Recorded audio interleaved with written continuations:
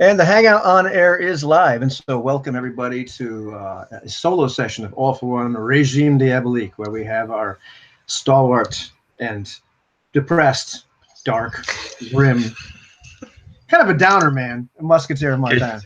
Can you be depressingly stalwart? Yes, absolutely. Well, I will endeavor to persevere. So just before the session, we were talking about the timeline because, of course, the last session that Anthony ran for us, which was, I think, Nights to Remember, I believe was the name of it, if I recall correctly.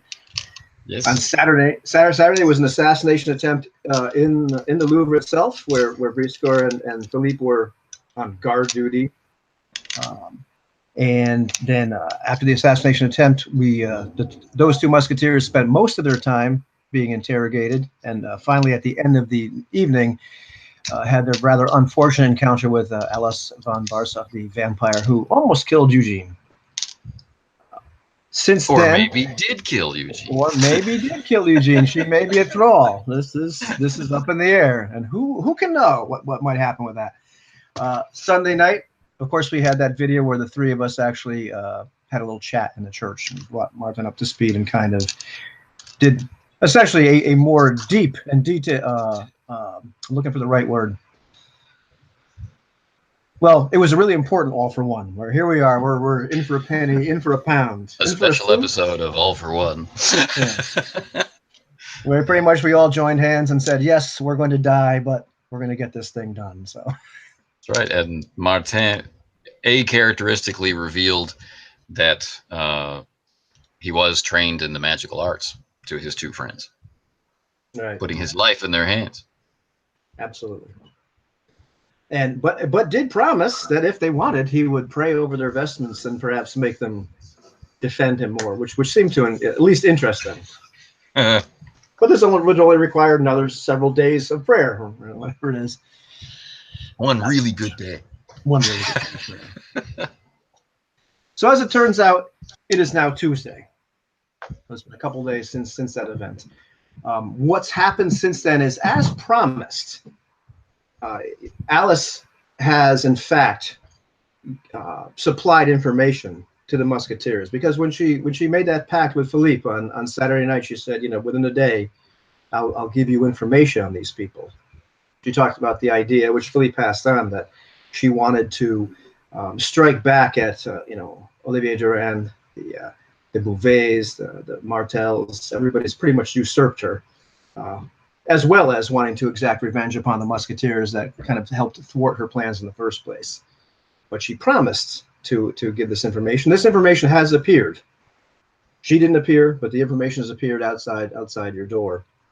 And pretty impressive group of documents.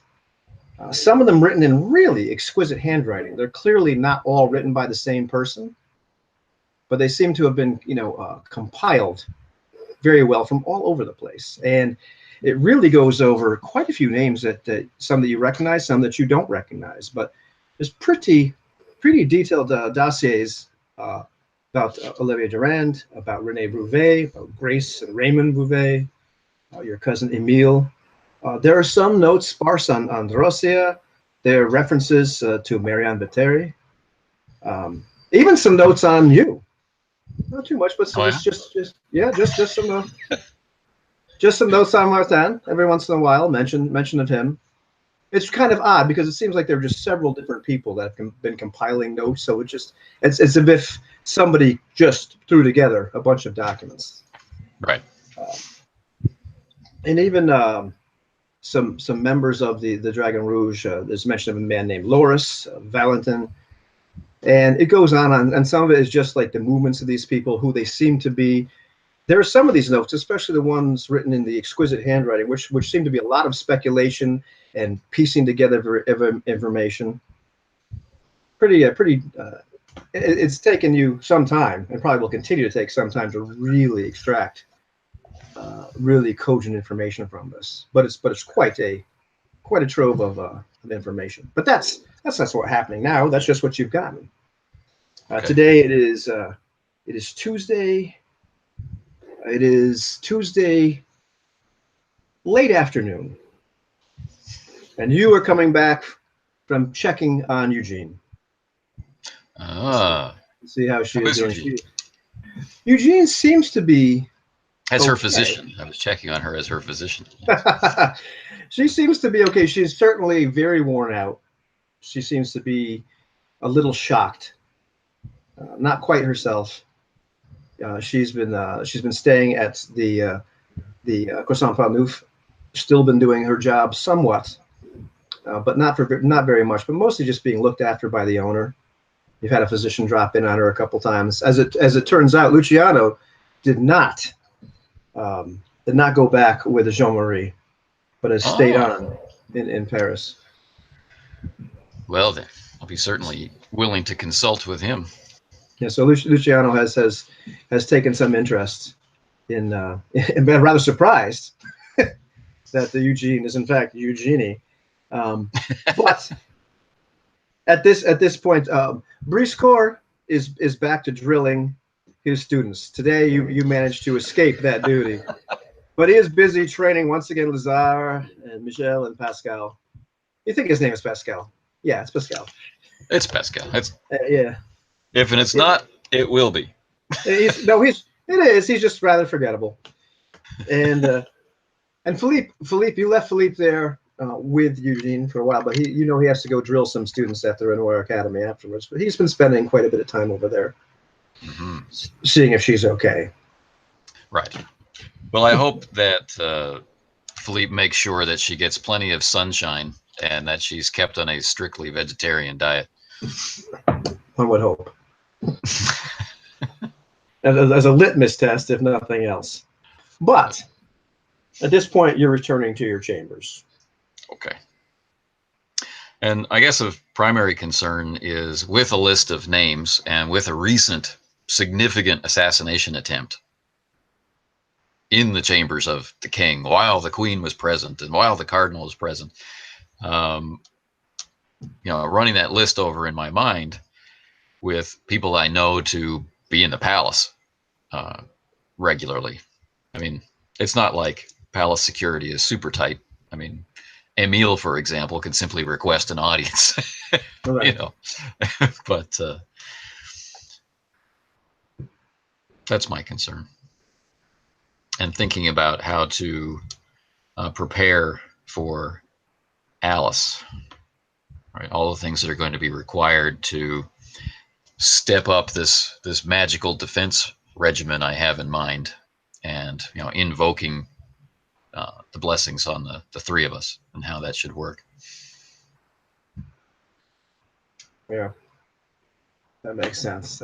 So far, once again, it's going to take a bit of research to really figure out in that dossier, like who comes in and out of the palace, that sort of thing. Does have quite a few families, but a lot of what almost looks like speculation from time to time. It's if anything, these documents are not coherent, depending on who's actually writing, depending on what handwriting, you're getting some conflicting information. Right. Well, that's like a villainous vampire anyway, right? These documents are to help you. Right. We spend the rest of 6 weeks trying to decipher my handwriting. Exactly. But nothing's been blacked out. Secondary is the mention of the two vampires, right? The driver of the coach. So, what's going on with that? Are there vampires stalking the streets? I mean, this is something to be concerned about, and so I think my first stop should be to Father Augustine. Oh, that sounds like a good idea. And the purpose of the visit is to inquire about creatures of the night.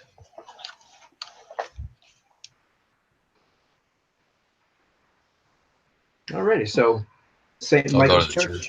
They go to St. Michael's Church. And see if he's giving mass or if he's doing confession for old ladies or what's the story. As it's getting a little bit later, I guess it's late afternoon, just early evening, it seems as though like a mass has just let out. There are various supplicants still there, a couple people lighting candles. Father Augustine, if anything, seems to be done with the service. He has that look of a man that's just kind of wishing that the rest of the flock would go back to the hills and graze some more. He's had enough. He looks tired. He looks tired. There's a young altar boy who you know as actually I read his name written down. A little Stephen. Stephen. Yeah. Name's written down. Must be real. He is always real. Okay. So Looks to be I'll interrupt great. because he's a servant of God.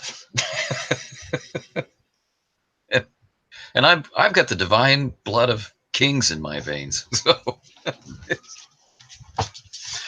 Father. Oh, John. Oh, what a coincidence. Good to see you. I was going to call for you tomorrow. What is it? You were going to call for me tomorrow? Yes, as a matter of fact, I was. Well, I'm here today. What were you going to ask me about tomorrow? You have a visitor. I have a visitor. You do. You have a man very interested in seeing you. Unfortunately, he's not here now. Is he coming tomorrow? He is. Then let's talk today. Absolutely. What Is there troubles you, my somewhere? son? I think this should be a conversation best had in private. Oh, of course, of course. Not in the confessional. Let's go back to my chambers. Yes, I have nothing. Surprisingly, I have nothing to confess today. You are not like Alphonse. That man can talk, and although I believe sometimes, you mean post. yes, yes. Although sometimes living vicariously through him is invigorating. You mean imperiling to the soul, don't you? Yes, yes, I do. So he invites you back to his study. It's a very comfortable study. Very well has that kind of lived-in look. Big soft chairs. Big soft chairs, nice furniture, a couple of decanters of brandy and wine. He pours himself a brandy drink. No, Father. It's I have difficulty living up to your ascetic lifestyle. It is a challenge, but somebody has to do it. Martin's room, by contrast, is just this like military cot with one blanket and a shelf with some well-read books and oil for the swords and stuff. Father Augustine may be many things, but he is not a Jesuit. Father, it has troubled me to learn that in a world that we both know can be darker than most people might want to accept, that there's a distinct possibility that, I hesitate to say it out loud, but I shall, that creatures of the night like vampires might actually exist. And you can see his countenance kind of change. This is troubling, my son. All mirth aside, Alphonse did talk to me some time ago about this, and these are things that I had reservations about. These are things I really did not believe were true, but the more that I have talked to him, the more that I've talked to some others, the more I believe that there may be something to this. Oh, good. So go on. Martin visibly relaxes because now he doesn't have to maintain the pose of "I've just discovered that creatures of the night are unreal." Says, well, we know that vampires exist, Father. We have faced them, but one has come back that we thought we had destroyed.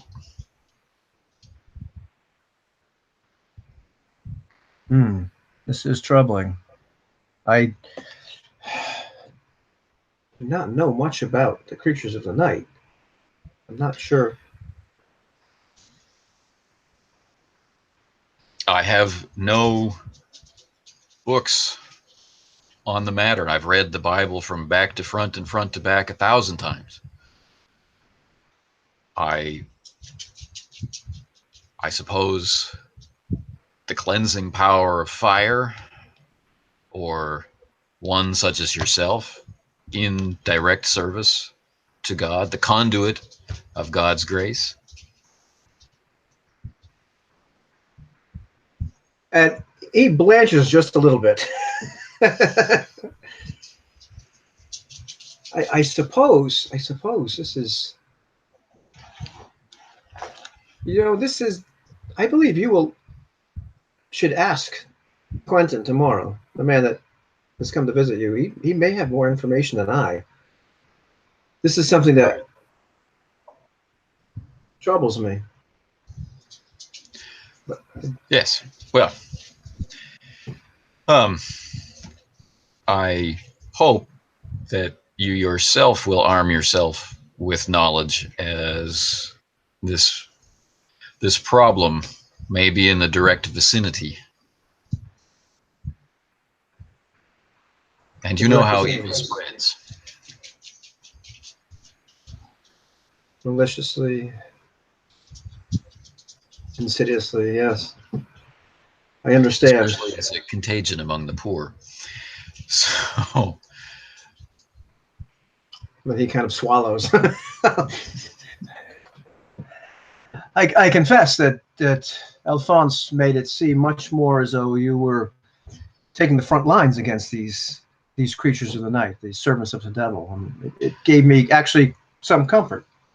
Well, he would, for it was he who knocked the demon down. He smote it, actually, with a cross off the altar of the church.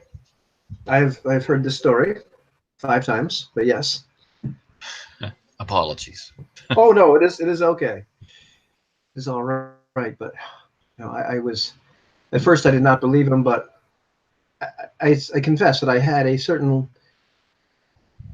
safety knowing that there were men like you standing between the creatures of the night and I. So. Well, I fear, Father, in order for us to truly be successful in that defense, your faith may need to be the bulwark. Anyway, I'll leave you to your researches, and I'll return again tomorrow. What time would you like me to come? After the morning mass, the early one. Far too early. And he belts down the glass of brandy at that point. You've given me a heavy heart tonight. I shall pray more than usual tonight, my son. But I look forward to seeing tomorrow. I would expect that you would pray with all of your free time. I quip as I leave the room. And uncharacteristically, he does not have a retort.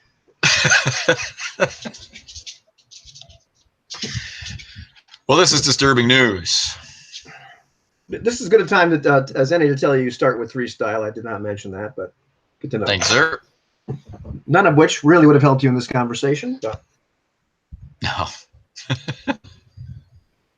I use style to be even snottier and full of myself. Yeah, I had not seen that on your skill list, but yeah, that's anyhow.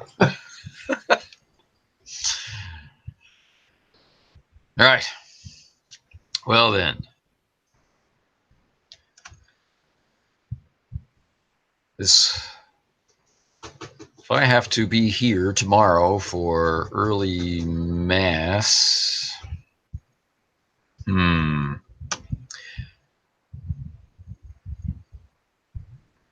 tomorrow's shift. Tomorrow's shift? Tomorrow, actually, you are off. All right, then.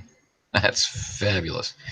Now, normally, on Wednesday, I have a pretty light day of prayer.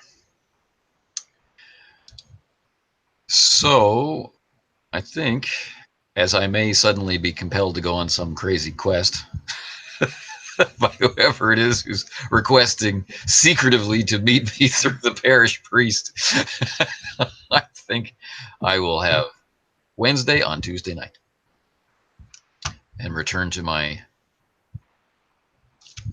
lush quarters to have my crust of bread. Yeah. So it is now early evening. It is getting dark. Yeah. The Eris is coming alive as it does in its second wave. And so you pass all the usual smells and the beginning of revelry in the city. You know, people just blissfully ignorant of the evil that lurks among them. Not just the standard evil. The evil. The real evil. Getting back to your place, you kind of startle Claude, who is sitting at the table. He's actually drinking a glass of brandy himself, but he's not alone. He is with Bazin, who you've seen them talk every once in a while. But Aramis's lackey, who perhaps maybe even more depressed than you. Well, you know, we all need to aspire. If only I could be as dramatically depressed as Athos, then I'd have everything. But the two, Claude looks a little shocked. Says, "Oh," and he stands up for a second, looks a little bit embarrassed. And oh, you're home. Are you hungry, sir? Did you leave me anything? Of course I did. Of course. And he quickly, you know, busies himself grabbing the crust of bread and the soup. I'll nod to the other lackey and, you know, doff my hat. Oh, Martin. It is good to see you. We were just discussing you, as a matter of fact. Oh? I was remarking. How is Aramis these days?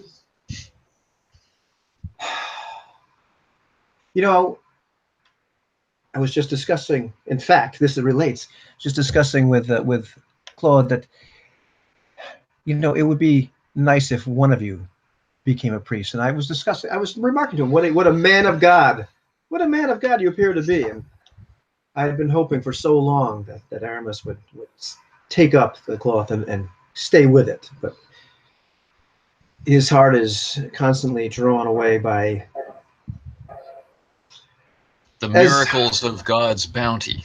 Yes, exactly. The miracles of God's bounty. You know, I was thinking to myself, perhaps I should simply just give up and join the priesthood myself. But I look at a man such as yourself, and I believe there's hope for you.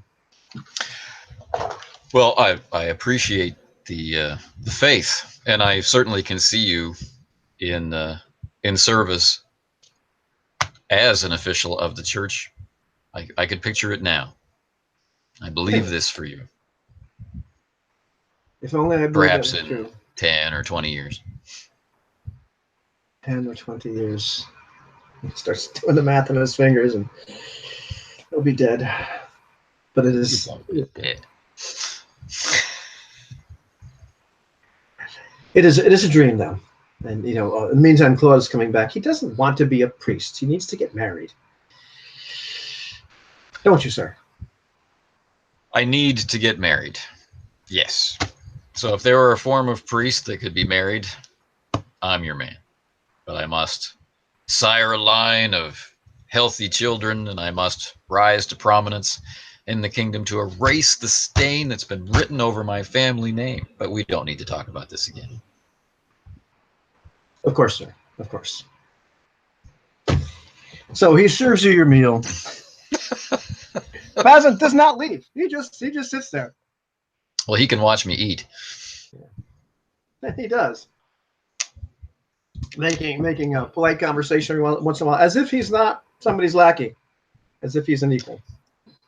Right. He's a little. And I just assumed that lackeys, you know, their food comes from somewhere. At one point, Bazin just kind of reaches over to the bread, grabs a piece, and starts eating. You know, making himself at home. Not too presumptuous, but just a little bit. Just presumptuous enough. Just presumptuous enough. I think I've said enough times today that I have the divine blood of kings flowing through my veins, so I'm not going to say it again in my own home. Right. So as the meal's finally ending. So did you just come to tell me that you want me to be a priest, or is there a message that you're delivering for your master, or? No. The only message that he would probably deliver to you is the idea that you should marry money, and which is, I believe, Claude already mentioned himself, and we're not going to talk about that anymore. So I just won't. But it is Well, good all to right. see you, sir. It is good to see you too. And at that very moment, there is a knock at the door. It's not Claude my looks at job to you. answer it. Yeah, Claude looks at you expectantly. With that, like, what do I do? And getting that, he kind of walks up to the door, opens it, and there's a young man there. He's like, "Is your master here? Is your master here?" I was, yeah, yes, of course he is. Sir, there's a So young man here. I go to the door. A very young man. He appears to be like 16 years old. Just the kind of that downy beard that's starting to come out on him. He said, "Sir, I'm terribly sorry to bother you, especially so late at night. But my master bid me to have you come meet him this evening." Your master is? He's he said he'd rather not say, but he said if you had any questions, to hand you this, and he just hands you this envelope that's sealed with a wax seal. Whose seal? Or just a blob of wax? Just a blob of wax. Nothing really fancy. All right. I'll open it. And there's a nice piece of paper in there with some really exquisite handwriting. And all it says is your real name. Fine. So I put all my gear back on. Right. Now this would be a good time. This would be a good time for a perception check. All right. And I shouldn't take the average, you're telling me? Well, your perception is what, 7? Yes. I just roll 1 die. All right then. Well, you can roll them all if you really want to. No, I rolled 1 die and I got a 0. So I get the low end of the average. Get the low end of the average. Something's bugging you about the handwriting. Just not quite putting your finger on it. Well, I'll take it over to my big stack of papers and do a quick comparison. Some of the handwriting seems to be identical. All right. Well, I definitely want to go now. I forcefully say, please give my good wishes to your master, to my guest.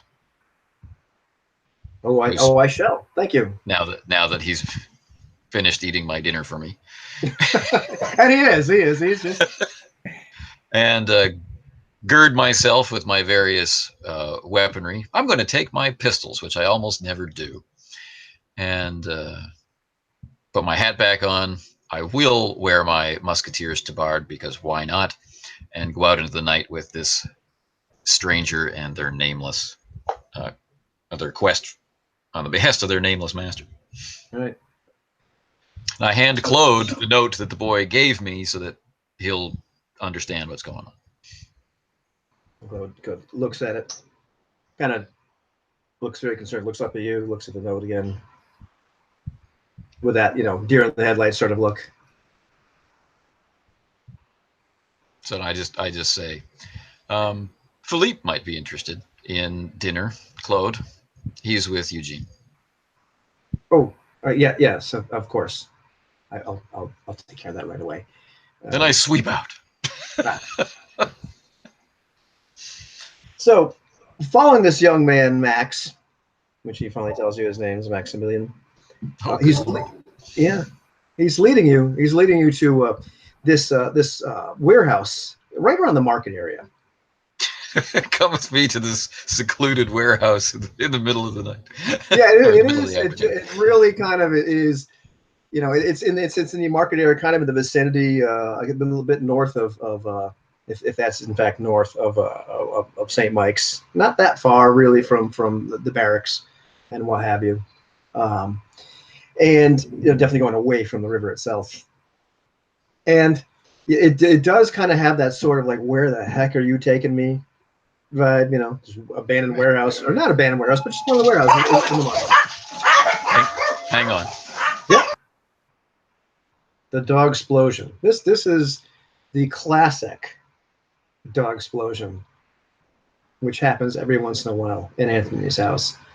It is a sight or a sound to be has to be experienced. So we're going to let him attend to the the multitude of dogs, and whoever might be at the door. I wonder if it's Max. I wonder if it's somebody else. But we'll see what happens. And why in the world is he going to this abandoned warehouse? Did he really buy all that? We'll find out what goes on next. But let's see. Is this a big dog explosion or a little dog explosion? By the way, this is a good time to say that at least I am enjoying the official drink of All for One Regime Diabolique, which would be A&W root beer. In this case, it's diet. I believe Anthony drinks the standard variety when you can get it in Korea. But this is what you drink when you play All for One Regime Diabolique. It's kind of tradition. And actually, I believe Francois is drinking the diet version in Canada as well. Although he's drinking out of cans, which is kind of weird. I prefer a glass with some ice. Pretty good beverage. And now a word from our sponsor. I don't know if I'm going to be rolling any dice, but this evening we do have the Ubiquity dice, which I don't believe you can get anymore. Exile Game Studios may or may not be making more of these, although you can get the Space 1889 version, which I do not have with the cogs on them, which are pretty darn neat. I also have these stunning Leagues of Gothic Horror dice. I'm waiting from AAAS Games. I'm waiting for my All for One Regime Diabolique dice that I should be getting as a result of my Kickstarter of Satan's Playground, which is an awesome book, which I need to review. I haven't got the physical copy, but I do have the PDF, and it is really, really good. Very dark. It is 30 Years War Germany. It is a different vibe than the Paris and the Musketeers, because you play kind of survivors. It's actually an incredible book.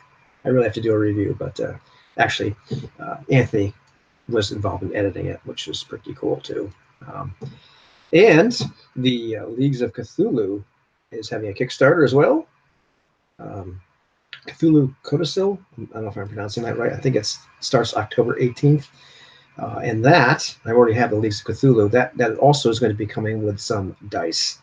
And these are, of course, just D6s. They're binary. 3 faces have something on them, like a little neat symbol, like this has bats. Not sure if you can see that. There's a fleur-de-lis in the All for One. And Cthulhu has the elder sign. Anyhow. And he's back. So I won't talk anymore.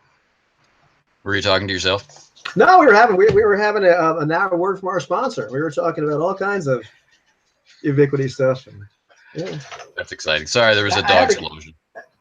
That's exactly the word I used. But I had to explain that to our gentle viewers and then keep them entertained. And I kept our 2 viewers so entertained. Now there's just 1. Did you juggle? No, I did not. No, I did not. Did you play bass? I didn't do that either. See, that's why. There you go. So yes, they're leading me down the garden path to a warehouse in the middle of nowhere. Warehouse in the middle. It's a warehouse. You know, it's a warehouse. It's definitely an active warehouse. You've passed by this thing a million times. But finally, Max doesn't go any further. He said he's in there. Sorry. Max, I'm not sure what impression you're trying to create. But don't you think you should guide me in and introduce me to your master? He told me to leave. What is your relationship with this person? He tells me what to do. What's your Always? relationship? Does he pay you? Yeah. Well, yeah. Mostly. Do you pay the man that answered your door? Of course I do.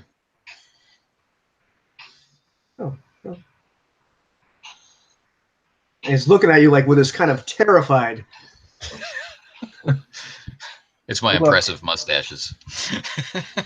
All right, go. Okay. That door, yeah. And he just scurries off in the street, looking about. As you know, as a 17-year-old boy that looks like he probably doesn't want to be in this area at night either. Well. I go to the door, but I do look around. Okay. There are a few people, every once in a while you can see people walking down the street, some relatively far away. It's nothing unusual to see people out this late at night in Paris. There's certainly people, hustling and bustling, going somewhere, some revelers, some beggars, that sort of thing. Be a perception roll. You can go ahead and roll the dice this time. Oh, thanks. I'm not required to take the average. You're not required to take the average. No, of course not. You didn't have to take the average last time. You just kind of love the average. It felt so good. I'm gonna roll all the dice because of that 0 the last time. 7 dice. It was worth it. I got 4. You got 4. 4. Okay, you look around. You notice, right? You notice let's see. Let me make sure I do this right. Say this right, and don't misguide you through some kind of fiat. But you do as you're looking around, and as you notice the usual, a couple beggars here and there. You catch something out of the corner of your eye, and you can see there's a figure, like on top of one of the buildings, dressed in black. I mean, probably dressed in black. It's dark, but there's enough moonlight that there's enough moonlight. It seems like the guy's dressed a little bit, more for concealment than just a guy standing on a rooftop, right, so to speak. And the figure kind of notices you looking at them and backs away so you can no longer see them. Well, that's really tempting. Really, really tempting. But I don't know who else is watching, so I will not give in to temptation. No, I will. I'm going to go to that building. Gotcha. Of course, my urge is to do this the easy way and use the angelic pathways and byways to get up to the roof immediately, but I'm not terribly familiar with the rooftop. And like I said, I don't know who's watching, so I want to get into that building and go up to the roof. Gotcha. That's fairly easy. You're able to find a door that's not locked. Clamber up the stairs. You can't find anybody once you're up there. Yeah, well. Still, I'll look around. I'll investigate. Right on. Especially, I want to see what kind of view this person has, and if there are other vantage points around. It would be easy to signal. If there are other observers. Gotcha. You definitely looking around this rooftop. I mean, it would be hard to hide like a second person. But as you're looking around the various other rooftops in the area, it's certainly possible that other people could have just as good of a view as he had. He had a pretty good view of the warehouse itself, the entranceway to the warehouse, and you can see there's like second-story windows. There's almost like a loft that you can actually see into the warehouse itself. And it looks like you has a fairly good view of at least part of the inside of the warehouse, like this main floor. You can already see things like block and tackle and some what looks like probably cheeses hanging up and what have you. It's not a perfect view of inside the warehouse, but it's definitely a view. Right. Watching me or watching my mysterious guest? The distance to the warehouse roof? Across the street. Like a wide street? Yeah, you're not going to jump it. Yeah. Well, like I could, but not without some effort. Well, Max or Claude, they're not going to jump it. And Philippe, well, he'd try, but he'd die. But at least break some bones. Back downstairs and over to the door I was asked to go to. Gotcha. Wondering if I'll now discover a murder. All right. Well, as you walk in, you do not discover myrrh. You can Okay. certainly see. You can certainly see though how the moonlight streams through those top windows, illuminating part of it. So much like your face, part of it's illuminated and part of it's shrouded in the darkness. Um, there are like there the warehouse itself is full of crates, full of boxes. Some are piled on top of each other. There's plenty of places to hide, I suppose. You see a few rats scurrying around as you walk in. There's some block and tackle. There's actually some ropes hanging right from the ceiling, almost to the floor level. There's cheeses. There's a loft, as you saw before. There's barrels, of God knows what. Um, and as you walk in, you can see far off in the corner there's a figure in the shadows, just with a cloak, a hood pulled over their head. Right. You can see just a bit of a rapier sticking out from the end of the cloak.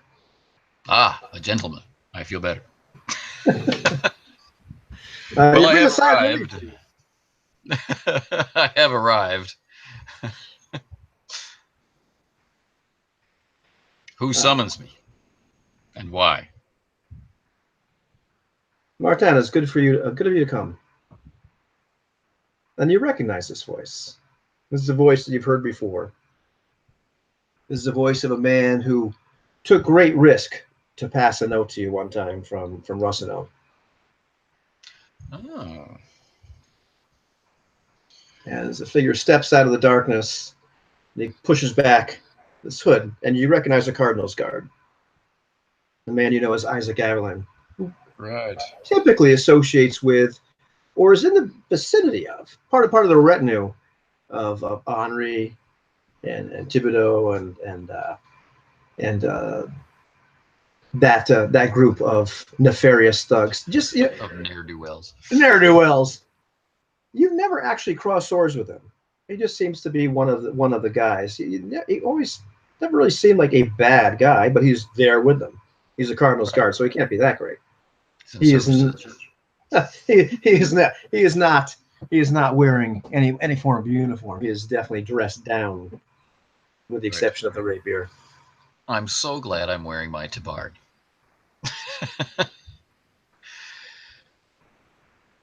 How can I help you? I'm not sure. I'm not sure. I've had a disturbing. Well, I realize that you and we have mutual interests.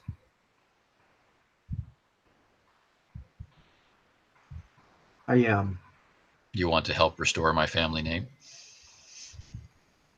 well, no, not the not So all our of our mutual interests interests. are of sort of secondary importance. Not all of our interests are entirely mutual. But you're a man of God, are you not? I am. As am I. And I joined the organization. I joined the Cardinals Guards. Uh, joined the church because I have faith. Because I believe in upholding the Word of God. I believe in upholding the church. And as time has gone on, I've become more and more concerned with what I find in Paris. And as you know, I have carried letters for Rossino, once for your master. And over time, I believe I've uncovered some dark truths. I've read some letters I was not supposed to read simply to move along as a career.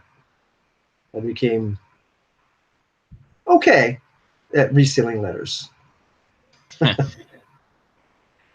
But over time, I believe that I've uncovered some mysteries, some connections between your family, between other families.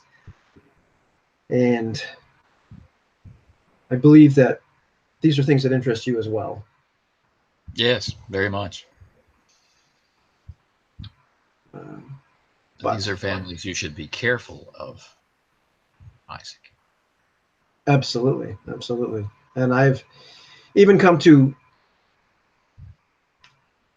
doubt whether the cardinal is the best servant of God that France could have. This is not something I would say in front of my peers. You can, but I'm shocked to hear this. it is only a suspicion. I don't have any evidence, and clearly it was an assassination attempt by members of this Dragon. What you probably know who they are. To a You certain didn't, extent. by any chance, have somebody take my notes, did you? Take your notes? The dossiers I've prepared and hidden, they're gone. They're missing. Oh. No, I didn't have anybody do that. I say very clearly.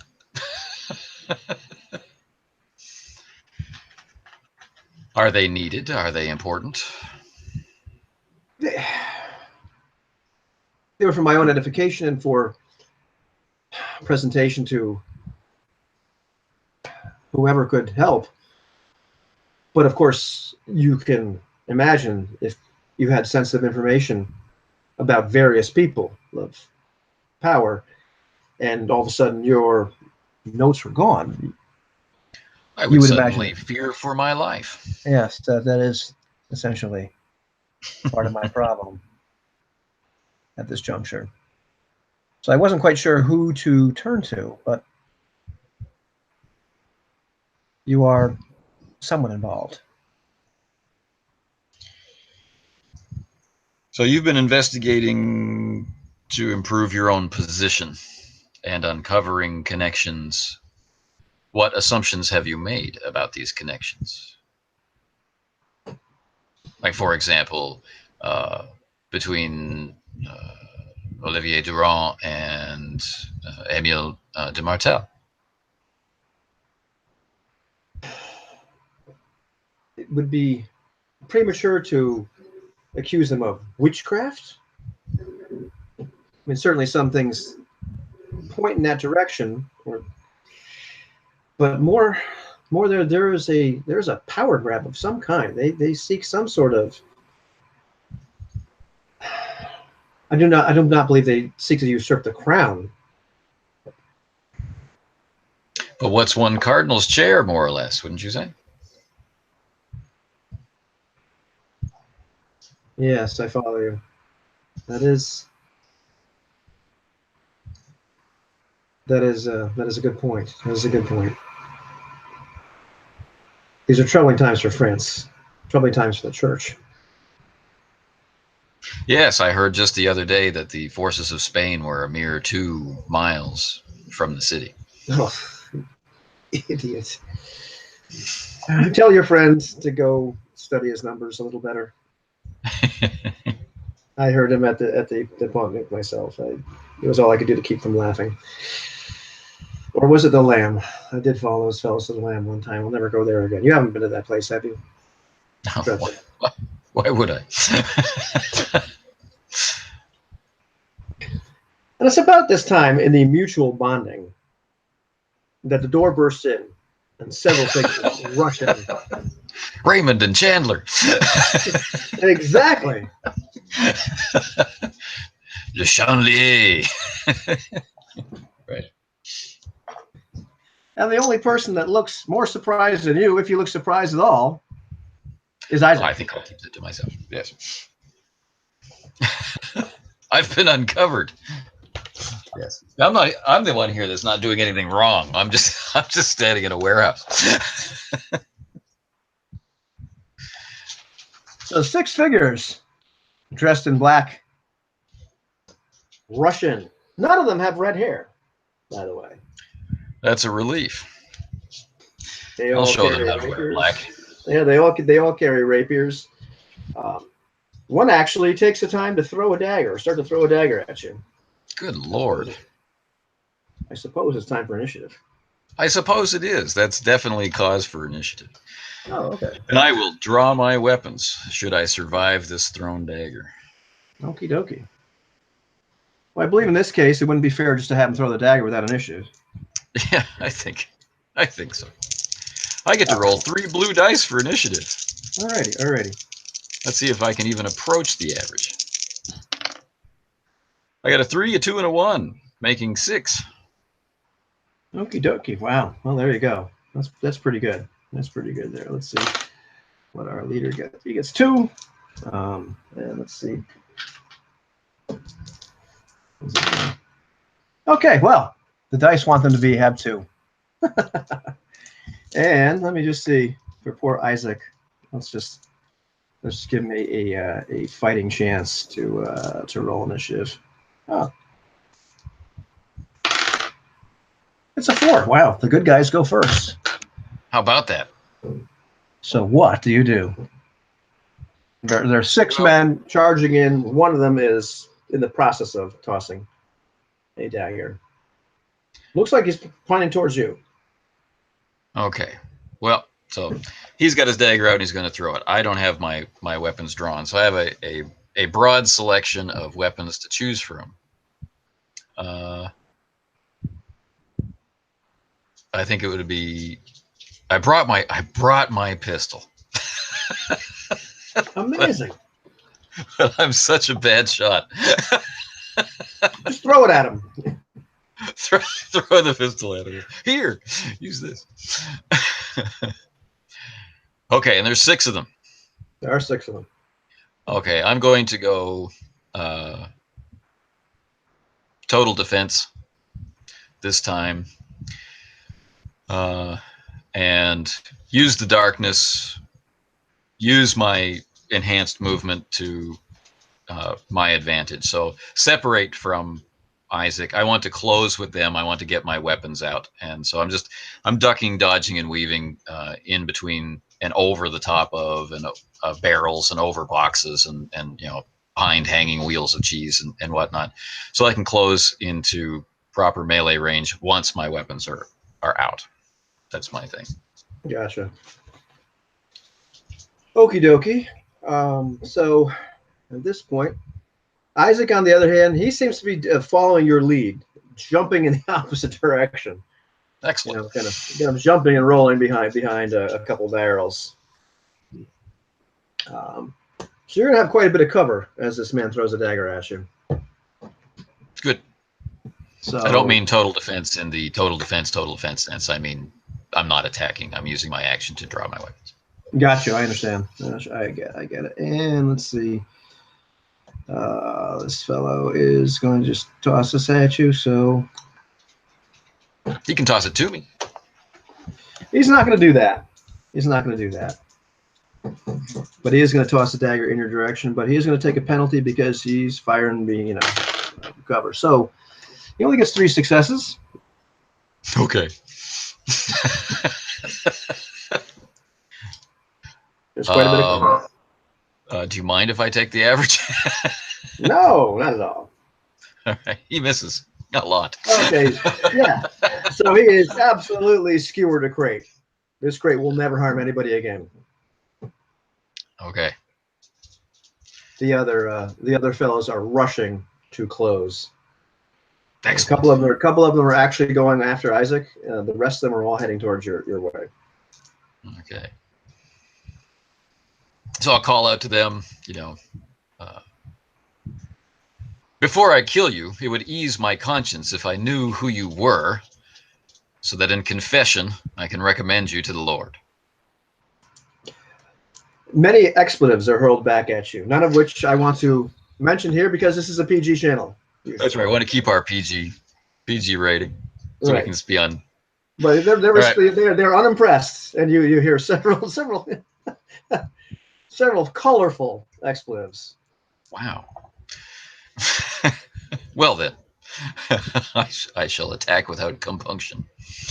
So they're closing on me, and that's their action. So I will then attack. I'm going to go for the knife thrower first because he's clearly a coward. Okay. And you say there's lots and lots of hanging cheeses. Yep. Like the long or big wheels. Big wheels. Oh, there's some long ones too. All right. So my attack on him will be an insult. So I slam a cheese at him. Swing a big wheel of cheese at him. As you know, I jump up on top of a box, push this big wheel of cheese at him, and prepare myself for the others. Excellent. Go ahead. All right. So I guess that would just be what, athletics? Yeah, I would say it's probably good as any. Okay. And I will spend a style point for that so that it's just not miserable. So I have 4 dice for my cheese attack. Okay. I get 3. You get 3. Excellent. Okay. Well, this fellow parries the cheese with his rapier. Uh-huh. He parries the cheese so well, as a matter of fact, and the expletives come flying out now. He almost cuts it entirely in half. You've got him incredibly irritated with that. What type of cheese is this? You know, that's a good question. Is it a big gooey wheel of camembert, for example? Yeah, I think that's about accurate. So yes, it is gooey. His rapier is just got cheese on. There's cheese splashing his boots. You get a style point back for that. That was just fantastic. Okay, so I'm ready for the others. Right. You can hear Isaac actually brawling with the other fellow, or clashing steel with the other fellow. And let's just give Isaac a good.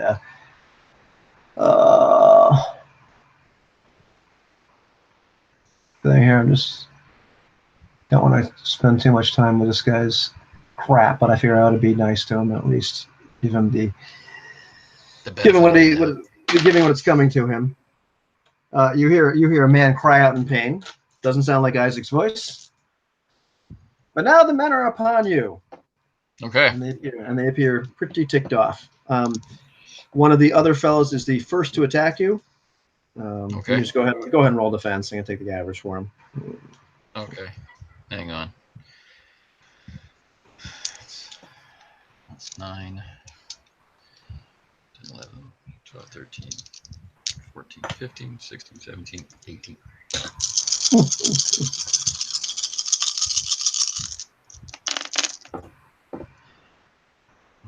2, 3, 4, 5, 6, 7, 8, 9, 10, 11. Well, the first man misses you in the manner of your choosing. I will redirect his sword into a crate. You know, so he does a nice thrust. Right? He's lunging in a long thrust at me, and redirect it downward so he impales the crate, and he'll have to spend some time to dig it out of there. Excellent. And brush past it, so ready for the next one. Right. His second companion, yes, like looking at that, like glaring for a second, like, I can't believe we just did that. Comes in at you as well. Okay. So I'll take away 2 dice and defend myself. 1, 2, 3, 4, 5, 6. Okie dokie. And the second man also, it's thwarted in his attempts. Okay. Direct his blade up with my main doigt, right? So he impales a nice brick of elevated cheese. Which is not sticky camembert. So he's nice wheel of cheddar or whatever. Yeah. Third man just slashes at you angrily as he's watching you do this. Deduct 2 more for my remaining defense. 2, 3, 4, 5, 6, 7. Well, unbelievably, you also managed not to get hit by this man. And how does that happen? I just duck under his slash that you described and come up behind him with my face up next to his ear and say, "You missed." Yes, this does not endear him to you. And so this comedy of errors going on, the last man to attack you is Cheese Man. The original Cheese Man. The original Cheese Man. The Earl of Camembert. Who, despite having parried, is still attacking you. Fair enough. I'll get rid of 2 more dice and attempt to defend myself. 1, 2, 3, 4, 5, 6, 7, 8. Holy crap. Yeah, well, oddly enough, this man is not hit you either. And how in the world did that happen? Was it the Well, cheese? it wasn't the cheese. He slipped on the cheese a little bit, but I'm still behind his man, right? So Right. I keep his man between him and me. Right. And he looks for a second as though he's willing to run his own man through, and then just kind of thinks better of it. You know, this is clearly not a nice person, and he's really pissed off about this cheese. Martin is a student of the fencing school of anatomy, and so it's all about the angles and the lines and thrusts and penetration. So in Martin's mind, this warehouse, he's seeing it from top down. He's seeing the relationship between the figures as they move, and he's just putting himself between these objects, and right, as the angels whisper in his ears. Exactly. And let me just roll here briefly. And you hear some more cries of pain, which sound like they might be Isaac. Uh-oh. That's not good. I see. And I cry. Fighting him. I'll call out to him, be strong, my friend. This won't be long. I'm trying. All right. Time to go on the offensive. Yeah. I will, in fact,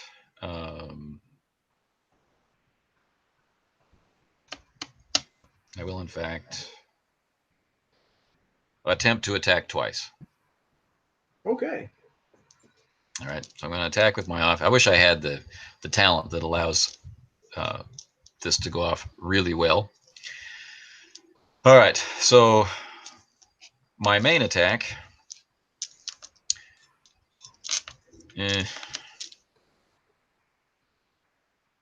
No. I changed my mind. I will not do that. I'll simply attack. I'll attack Cheese Man, the leader. And yeah. He brought this on himself. 1, 2, 3, 4, 5, 6, 7, 8, 9, 10, 11, 12. Successes? Yeah. Oh. On 17 dice. That's fantastic. 12? Okay. He attempts as you attack him. He's doing that. He's doing that sort of thing that Philippe always does, where he really kind of anticipated your attack before it happened. Excellent. But he was unable. Maybe it's not quite as. Maybe it's not as quite. It's as if he's just a moment behind you, as if he just did it a little better. He would have actually blocked you. He probably would have slid down your blade and hit you instead. But this did not happen. Instead, he dies. But how? So I started from behind his man. He gave up. He was going to run the man through, and he didn't. Right. Mm-hmm. And I haven't been gripping his associate. I've just been moving behind him. And so when I go to make my attack, I step around from behind his associate and go into a low, predictable, classic, everybody does this lunge, and then go into a hanging parry, right? Raising my fist up first, leaving the point low, and he tries to redirect that, and I just whip around it and run him through the throat and up out the back of the head, so that I can get in close as he dies. And said, easy. Yeah, he just gives you that look of like incredible shock, surprise. Like, I can't believe you just did that. I'm that good. The man just would not believe in a million years that somebody would actually best him in fencing. And you hear like the cry of shock, dismay from the man that you are holding as a human shield a second ago. Right. As he cries, Bertrand, no. Not Bertrand. Oh my goodness. Bertrand. Not the only named assassin. The rest of us don't even have names. And then I just say, next. Okay, that's excellent. So whose turn it is in the initiative? Well, it is actually Isaac. So Isaac. yeah, You can do it, buddy. Isaac, who is fighting for his life at this particular moment. I would like to contribute style to Isaac by virtue of the shock I have just incurred among the attackers. That's pretty novel. Yeah, I think that's pretty doable. All right, so I'll pass him a style point. Alrighty, and he will roll another die. And let's see what happens here. So he can die another day. Yeah, so he can die another day. All right, excellent. And so actually, no, that does it. That does it pretty well. You can hear the grunt of another man who is dying. Yes. So that's just desserts for anybody who attacks people in a warehouse. Right, and you can see just a little bit in the shadows because they're in the other part of the warehouse.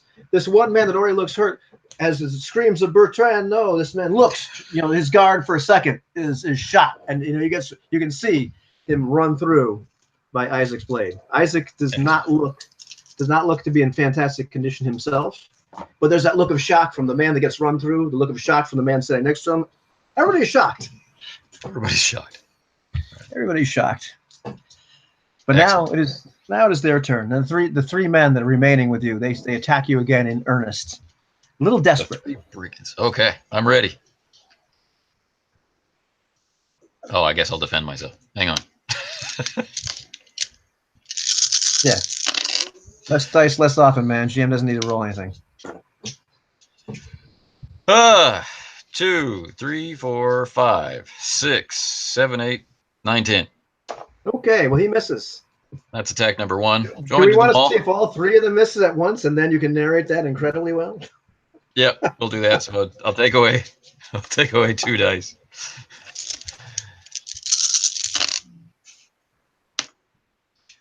Two, 3, 4, 5, 6, 7, 8, 9, 10. Oh, yes, that's a miss. That's a miss. Take away 2 more dice. Ooh, I got a 3. 3, 4, 5, 6, 7, 8, 9, 10, 11. Right. Yeah, all three of them miss. Okay. You're a whirling dervish of some sort. Well, exactly. And, his enhanced move does come from magical sources. And a combination of his transportation arts and his magical art of homomancy, the magical manipulation of the human form. So it does a little bit seem like, how did he get there? With steps. So he's just passing under blades and pushing people and following through with their motions. So they're occupying each other, and they're all tangled up in a mess with each other. And he's on top of a box, working his way toward Isaac. Gotcha. Okay, yeah, and these guys are just, it's kind of like a comedy of errors, as these guys are desperately trying to get you, and you're obviously and just I'm already behind them. yeah, this preternatural ability to not, get hit, which is really disturbing the heck out of them. Anyhow, let's find out what happens with Isaac. Come on, Isaac. Whoa, well. Let's see. Isaac takes one heck of a blow. I can tell it. And does he lose consciousness? No. Let us find out if he loses consciousness. Oh, yeah, I believe he loses consciousness. That jerk. Not quite sure if he's dead or not, but he definitely takes a nasty thrust from the rapier of the remaining man that was on him. Uh-oh. Well, he crumples to the floor. Good thing for him, I'm a doctor. Good thing for him. Of course, I only became a doctor to better kill people, but it's neither here nor there right now. Well, right. It's your turn. It's my turn. Well, then. Let's rock and roll.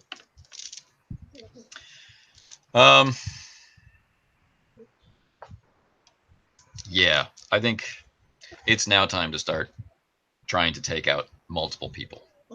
Okay, so this is a version of total attack. My offhand is the dagger. My main hand is the rapier.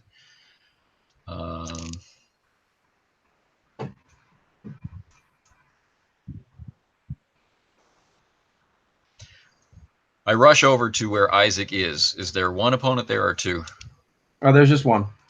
All right, then never mind. I'll just attack the guy and take him out. 2, 3, 4, 5, 6, 7, 8, 9, 10. Okay, well that's gonna kill him. Okay. So again, there's no flash to this, right? This is rushing to Isaac's side, beating aside the guy's defense and running him through the heart, and then pushing him off my blade and making sure I'm safe, right? That there's no immediate attackers, so that I have to decide between attending to Isaac or defending myself. Gotcha. And so there's 3 left. 3 men that were trying to attack you. So you're just doing one attack this round. That's the idea. Yep. Okay. These fellows run after you, kind of bolstered by Isaac's demise, but still a little shocked by you killing their friend. But they're in for a penny, in for a pound at this point. They've already tried to close with you, so they're going to try to gang rush you all at once. Well, at least they have some spine. Right. Have at me. I needed a workout. Go right ahead. They're defending themselves. They're attacking once again. Go ahead. Defend yourself. Defend yourself. You treacherous cretin. Their insults come a little bit more. More sanitized. Yeah. Well, no. Just they got a little less bravado. Okay. So there's 3. I'll roll all the defenses at once. Right. 2, 4, 6, 8, 10, 11 for the first one. Right. Ooh, this one doesn't look so good. 1, 2, 3, 4, 5, 6, 7, 8, 9. Oh, man, that's a terrible number of successes. Yes. Go ahead. It's 50%. It's the average. Yeah. Oh, that's terrible. 1, 2, 3, 4, 5, 6, 7, and a 3 for 10. You're subtracting your 2 dice every time? Are you doing that? Each time, yeah. Each time. When wow. you're starting from 18 dice, that's all. Yeah. Let's hear it for magic, ladies and gentlemen. That's yeah. You know, why is Philippe practicing so much? Man, I built my musketeer wrong. So anyhow. We have the same pool. Yeah, once again, these poor men are just really unable to draw a beat on you. Right. You know, as you're clearly just dancing around them in a way that would make Breeze Core jealous. My intention this time, well, he's got grace and flair and panache, though I'm just moving. I'm just fast. Yeah, he looks good doing it. He looks good. Yeah. There should be an artist at the whole time, just taking, making a portrait of him, in fluid motion. The family name is Martel for a reason. It means hammer. Right. So the intent of this was to maneuver them into a trap, right? An area from which they can't move out. Right. So, and then I will move in to attack them myself. Gotcha. And this is just butchery now. I'm just moving in for the kill. So I just say, you, and let them know. 1, 2, 3, 4, 5, 6, 7. Very low roll. A very low roll, yes, absolutely. I don't think you killed this man. Let's see. No, you did. Sorry. No, they're working with the defense pool. These the goons, not they're working with the standard defense pool of 4. So they're and the attack pool of 8. So you're really just kind of butchering them. So yeah, no, you do 5. We're not gonna. Fair enough. Yeah, down he goes. Incapacitated. Down he goes. Yeah. Okay. Now wait for the other 2. I'm just looking at them like I'm happy about it. The other 2, one of them bolts, runs to the door. The other one just drops his rapier and drops to his knees and like clasps his hands and goes, "Please don't kill me." Then tell me everything you know about this attack. We were just hired to kill you. We were told it would be an easy assassination. By Bertrand? Bertrand was our leader. Who hired Bertrand? I'm speaking of Bertrand like I know him. I'm not sure. He said his name was Emile. Really? You have this money from Emile? I have some. We all divvied it up before, but we said he would give us the other half when it was done. Well, it is not done, and Emile's money is my money, so gather up the money from your companions and bring it to me now. Yes. He is, looting the bodies like nobody has ever looted a body in the history of all role-playing games or in Paris. Well, as fast as he possibly can. While he's looting the bodies, I check on Isaac. Okay, Isaac is not doing fantastic in game terms. He's at -3, but he is. Oh my goodness! Yeah, he is stabilized, but he is not. But he has been unconscious. All right. Well, I will bind his wounds using my medicine. I'm going to use my remaining 2 style points to boost that to a 6-die pool. Alrighty. Which I will roll. Yeah. Oh, yeah. And you do get another 2 style for that rousing speech. Oh, thanks. For the way in which you dispatched everybody, and then for that incredible speech you gave to that one last guy. Scaring the bejesus out of him. 1, 2. I rolled the average. How about that? I got 3 successes for treating Isaac. And remind me because I don't look it up, but 3 successes. What are we converting at that point? So yeah, two successes to convert a lethal to non. Right. Okay. And then the other success will do what? It's been a while since I've healed anybody, and usually just people die in ubiquity where I come from. But let's see. Right. Okay, so is that one extra success could do him anything, or not? Or oh, I see. Yeah. I wonder if that other one is for non. I'll have to go look. But at this point, he's better off. We have him taken care of, right? So he's better off. He's better off than he was. Yeah. And the fella comes back. He gives you a bunch of coins. There's quite a bit from Bertrand, who seems to be holding like the lion's share. The man, it kind of gave this gasp of indignation for a second, then realized where he was and like how dire the situation was, and was no longer outraged, and just brought to just drops at your feet. Please spare your servants. And he's like, yes, I'm thinking. Yeah, I'm thinking about it. Just allow me to bind these wounds. So with the 3 successes, that takes a lethal, turns it to non-lethal, takes another lethal, turns that to non-lethal, and heals one of those non-lethals. Right. Okay. Yeah. So he's still in his negatives. Yeah. I'll need you to help me carry this man. Of course. What is your name? My name? It's Henri. Of course it is. And were you with Bertrand when Emile hired you? Yes, I didn't see him long, but yes. Would you recognize this man? Would you be able to identify him to others? I think I could. Now, I've asked him enough questions. I'm curious if he's telling the truth. Yeah. So I will do my very best to be empathetic with my 4-die pool. I get 2 successes. Okay. Yeah. No. This man at this point is pretty much an open book. He's not a very complicated person. You've kind of broken any ability for this man to really be deceptive. He's mostly just scared out of his wits. So he's telling the truth. He tells you that we met at the Risen Lamb. he gave us, it wasn't the best lit, but of course the lamb never really is. But I think I could recognize him again. I could point him out to somebody. Okay.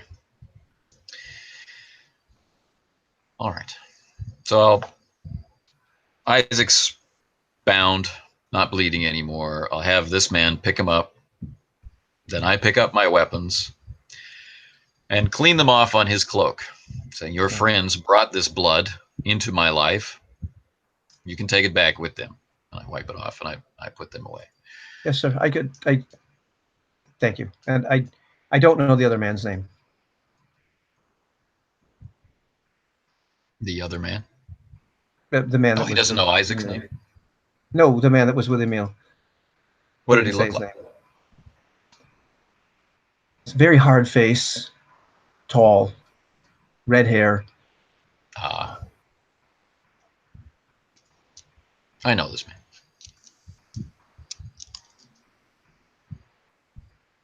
And just kind of gives you this like just deer in the headlights, like please don't hurt me sort of look.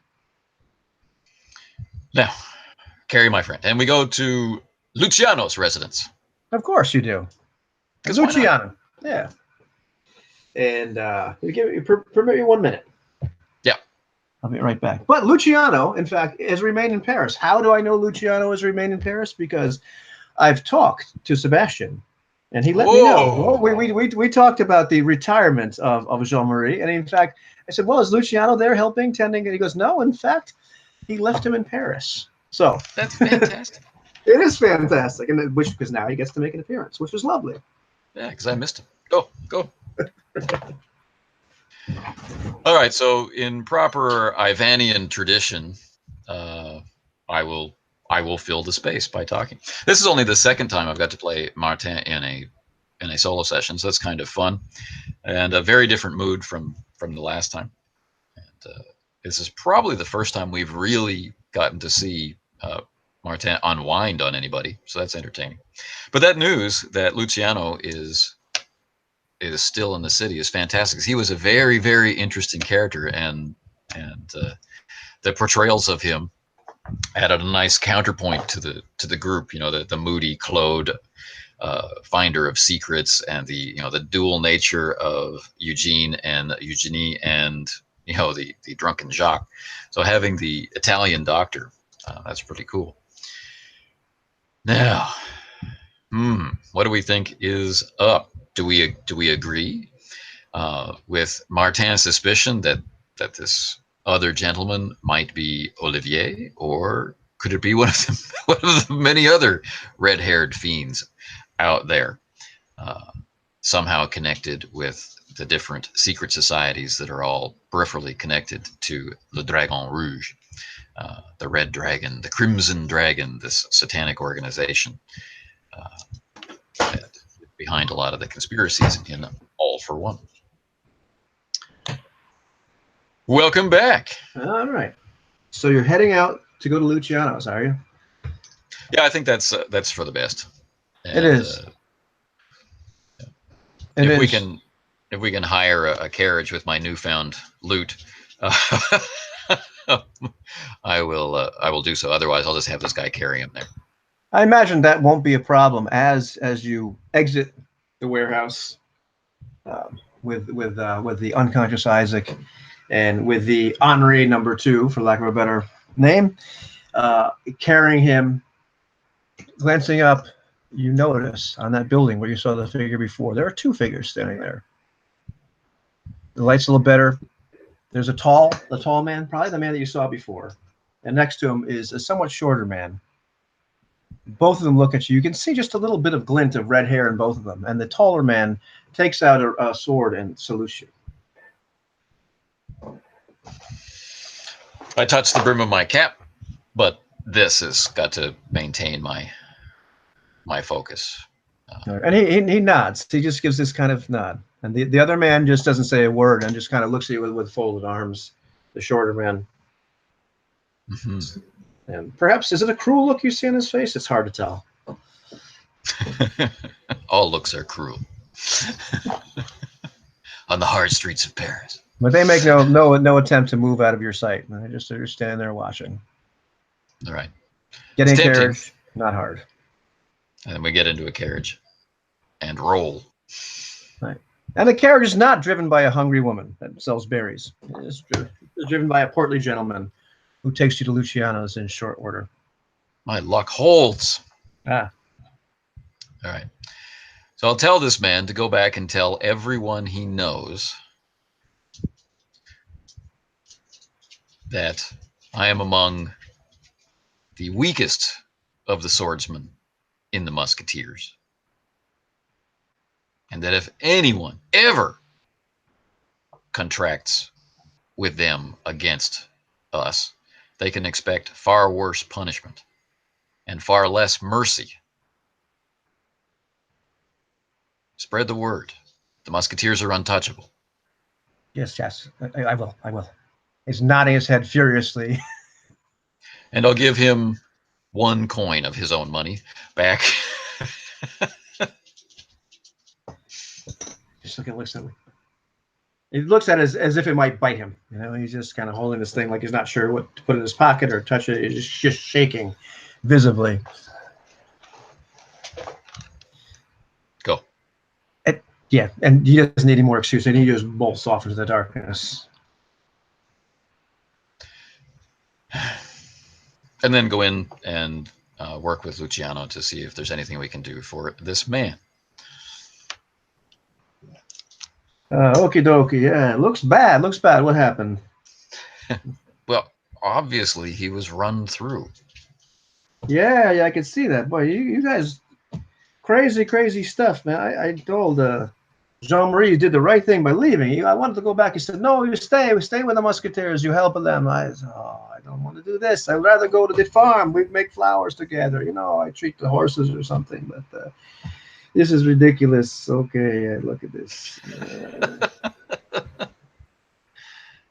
You know you would miss the excitement, holding the human life in your hands. Yeah, I understand. Every once in a while, you know, Philippe comes to me. Hey, sew this up. I go see Eugene and sew my clothes up. Why don't you let Eugene sew everything up, eh? So Think of the food you'd miss in Paris. this is true. It's a good food. I do like that. The good stuff. So, Luciano starts working on him. So while he's taking care of that, I'm going to rifle through the place looking for some paper so I can pen a message. Okay.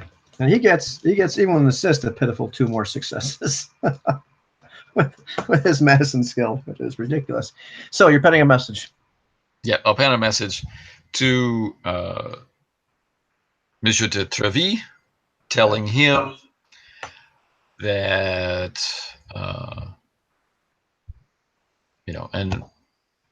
an injured friend needs to get back to safe harbor, and I'll stay here with Isaac, and I'll send Luciano off to deliver it.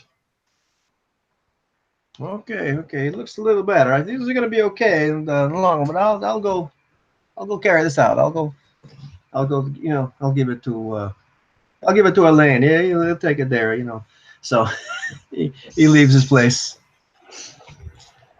Right, because it's not my job to fetch. You know, be a messenger. That's Right. That's common blood. Yeah, Luciano is you know, just tells you, like, just kind of saying to himself as he's walking out the door, he's going to go as far as Elaine, wake Elaine up, give him the yeah, that's fine. Because Luciano still had to go back and check Briscoe every once in a while, who was still kind of licking his wounds from, you know, having the crap beat out of him. He really did. He did. Yeah. So he leaves you alone with Isaac. So I'll make sure my weapons are clean and recognize that, you know, Wednesday's coming. I have a meeting the next day. I'll rest as is possible and wait for Luciano's return. Yeah, Luciano, it doesn't take Luciano too long to get back. He clearly did not bring it to Monsieur de Treville. He clearly brought it to Elaine, but he tells you as much. Hey, I gave it to him. He's going to bring it right there. I figured I should come back and look at the patient, you know. Hmm. If Alain does not fulfill his duty to my satisfaction, um, I'll know who to speak to. He looks at you with a kind of serious looks. Yeah, yeah, and I don't know who to speak to too. Red one across the face, you know. He knows that. Should have taken up. He goes muttering to himself back to the kitchen. You could clearly he's messing around with like, you want some wine? I should have taken it myself. I don't know why do I answer the door at night? I know it's one of them coming. I'm hurt. While he's talking to himself, I'll leave. Yeah, he's just muttering to himself. Don't answer the door after 10 o'clock, Luciano. No, no, I want to help. I want to help. I'm bleeding. You can hear. You can hear that as you Italian walk down litany the street. behind me as I walk away. Yeah, and go back to my own rooms to Right. pray, or at least sleep, whichever I feel like, depending on the hour. You do not have any more unexpected guests of the lower class variety. God. Claude lets you in. Did everything go okay, sir? Yes. And I inform Claude very briefly so that he can always follow my incomplete thoughts. Who met me, why they met me, to please sort through the documents to identify which ones might actually belong to Isaac. Oh, yes. And really distinctive handwriting. That should not be a problem. That should not be a problem at all. right. And then I will turn to my prayers. And he says, almost at the end, yeah, I was going to talk to you about. We'll talk. Never mind. No. Tell me now. Well, we were talking before about how you might benefit from a relationship, Wife? a marriage. Well, Did you find me a wife? maybe. I talked to Aramis as well a couple of times, and you know how Bazin is. He's doesn't really approve of all that, but he did have some advice for me. But it's for another time. I thought maybe. You don't think I'm gonna like her? Oh no! I think you like her just fine. I just figured I'd wait till you were in the right mood, sir. You've known me almost my entire life. I have. When am I going to be in the right mood? You do have a point, sir. You do have a point. But I'm in as good a mood now as I have been in the last few years. it's true. I have been talking to the servant, major domo, if you will, of a young woman, an heiress from the Bordeaux region, who's without a husband. Well, it's Bordeaux. It's not exactly in the best graces right now, but she has money. She has position. It's a big family. So am I to be attracted to her land or her? Oh, she's stunning. She's beautiful. Is she healthy? Surprised. She seems to be. I mean, I didn't open her mouth or anything and count her teeth. But why not? Teeth are a prime indicator of health. No, I mean, I've seen her smile. She seems like a quite nice young lady. I just thought you might like to meet her sometime. I didn't feel like I should count them. But Arrange a meeting, but remember, I'm a lowly musketeer. I'm sorry. I wish you wouldn't talk like that. Well, I understand, but these are the truths.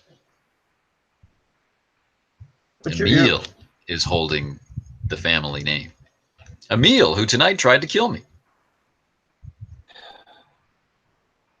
Will this madness never stop? Yes, it will stop when I have killed them all. And then we take over the family. We restore your name. We are the family, and then we must breed. true sons and daughters. It just seems like if you had more resources at your disposal, that it'd be easier to do that. Don't you think so? Well, I did manage to secure the half of the funds that Emil paid to have me killed. And it takes the bag of coins. Oh, that is impressive, sir. We definitely could use that. Will you be using half of this to play everybody else's bill at the Croissant de Pont-Neuf and Coq Tête, or will we be? It would be inappropriate to allow. It would be inappropriate to allow our dear baker friend to carry all the costs of Eugene's medical care and. Yes. True. No, Eugene must get better. No. So pay him what he needs. I will. And he just sort of sighs and lets you be. Yep. And so, Martin has the deadly decision. Do I sleep or do I pray for 3 hours? What would Martin do in this position? What would Martin do? He just finished a brutal combat. So he can rely on Claude to wake him up for his meeting he has tomorrow off. He'll attempt the magic now. Okay. And then, if need be, go to the meeting and then rest. So that's the order of operations, I think. Bless this blade in thy service, kind of stuff. And so the prayer vigil begins. You're right. Should we see how long that takes? Oh, yeah, absolutely. I just want to see if he gets any sleep at all. Okay. Right, so this particular ensorcelment, the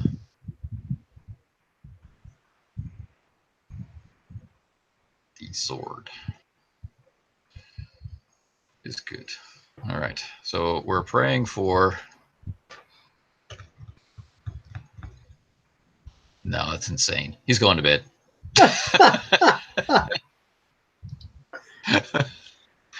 Uncharacteristically, yeah. That's fantastic. He'll have his meeting in the morning, and then commit himself to a day of prayer on his day off. Yeah. There's just no way he would still be praying during the meeting. Yeah. This is one of those moments of praying to find out, like, I never saw that coming. Yeah, he just goes to bed. Just goes to bed. Really? Okay. Well, Claude does wake you up at the appointed time. He also brings you a message back from Monsieur de Treville. Excellent. Assures you that that this young man will be, cared for. He sent his own personal physician there as well to aid Luciano in this matter. Gives you a little bit of a raised eyebrow in writing about the fact this man is a Cardinal's Guard. Apparently, he got just enough information from somebody that he's a little bit, but sort of like, I trust your judgment. So.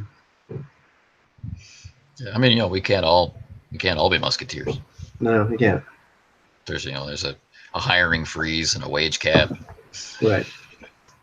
Exactly. But all that taken into consideration, you're awakened at the correct time. So apparently, there's no beating in store for Luciano or Elaine. The message was in fact delivered. That's fantastic. I will go to my meeting. All right. So after eating a delicious meal prepared by Claude, as delicious as it could possibly be, being prepared by Claude and water. Yeah.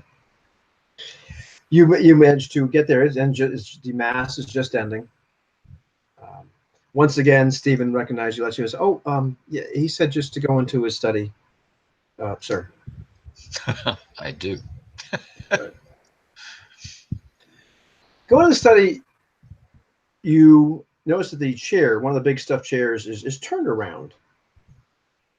There's somebody sitting in it. You see the hand like grabbing like a glass of wine, and it's like, that's not Father Augustin's hand. Right. You don't see Father Augustine in here at all. Oh, forgive me. I was And expecting. it's kind of the smell of tobacco in the air. This fellow's smoking a pipe as well. Good heavens. Right. No, forgive me. I was expecting the room to be unoccupied. Come in, come in. Father Augustine will not be here. He just gave me or lent me the use of his study so that we could speak. Am I going to be speaking to the back of your chair? No, of course not. Of course not. Come on in. Glass of wine. No. And he turns around, and you notice that the wine, the bottle, now that you get a little bit closer, it's Italian. It's not, which is like almost heresy. Like, who would bring a bottle of Italian wine to Paris? To Paris, of all places. The guy's a little older. Certainly not ancient. Probably might be 50, which is pretty old. But definitely graying in the young buck like Martin.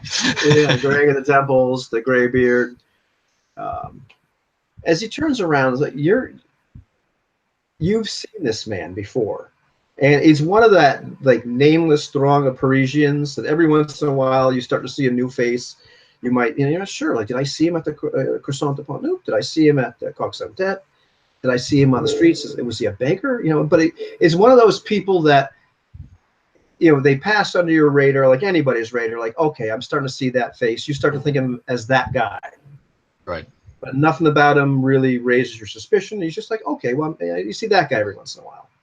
And you think to yourself, probably maybe for the last 4, maybe 3 months, you've just seen that guy around every once in a while. But here he is, dressed much nicer than you usually see that guy dressed. Sitting in the study, having a glass of Italian wine, smoking a pipe, looking at you up and down. I was about to ask if you had been traveling based on your beverage, but we haven't had at least to the best of my knowledge, we haven't had the pleasure of an introduction. My name is Quentin. Quentin. Yes.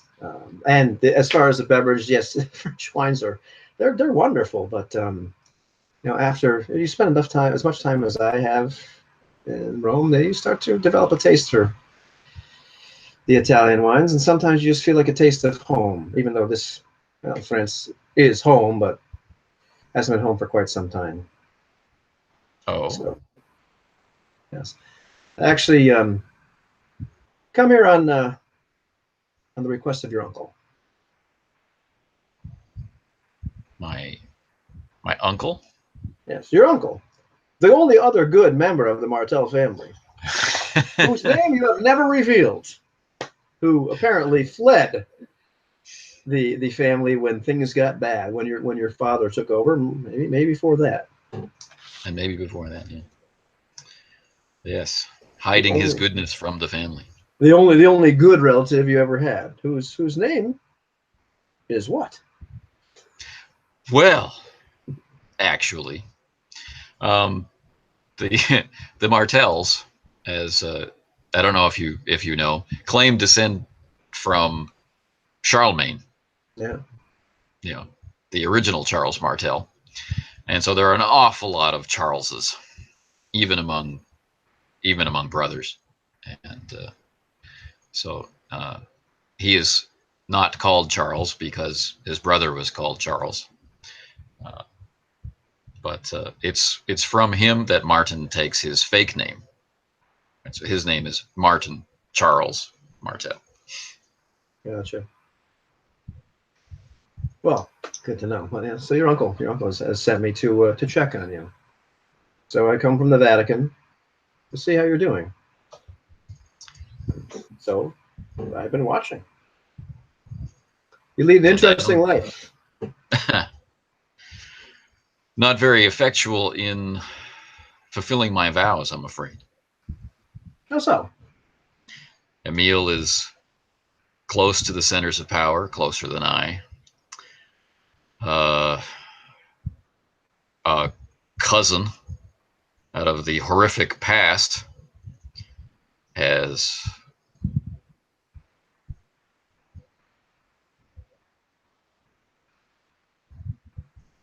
has done horrible things. She is, in my estimation right now, outside of my reach. I can barely hold my own. But also, yes, she is definitely an enigma, troubling. Your And then to family is top it not. off, Yes? and then to top it off, there are vampires who have taken a specific interest in us. He just kind of shakes his head, sits back, takes another draw of his pipe. Won't you sit down? Sure. Now, why would my uncle send you to me? He's been concerned about you for some time. He did leave you in rather dire circumstances, but you can appreciate, at least he told me, that his own circumstances were rather dire. He just couldn't take the young scion of the family with him as he fled. I suppose he could have, but that's really neither here nor there. He just has heard news, and he wanted somebody to come and check on you, somebody that would know what to look for. What does that mean? I'm aware of your gift, your Ah, uncle's gift, of the family gift, as it were. charm, wit. Yes. And traveling where other mortals cannot, putting on the full armor of God. That's a gift I share, but do not use. I used it more often when I was younger, but It is stressful. stressful, yes. But I've watched you. I've seen some of the things you've done. I've stood outside your abode at night. I've watched the candles burn. You spend a lot of time in prayer. Imagine I imagine it's not all just reciting Our Fathers and Hail Marys. Very little of it, more angelic compulsions. Getting them to Exactly. listen. They would listen to my uncle so readily. The simple things I do take me, it seems like hours or days to get the spirits to agree that what I'm asking for is right. But my uncle could just ask and it was his. And Quentin looks sad. He's listening to you. He nods in understanding. He just looks sad. You know why I stopped petitioning the angels, petitioning the Lord for to be stronger, to be faster, to be able to look into the hearts of men more. I found at a certain point I spent so much time doing that I realized that the sin of pride had entered my life. That I was almost asking to be as the Most High. Not exactly, but I could see I was going that direction, and I worry about that for you.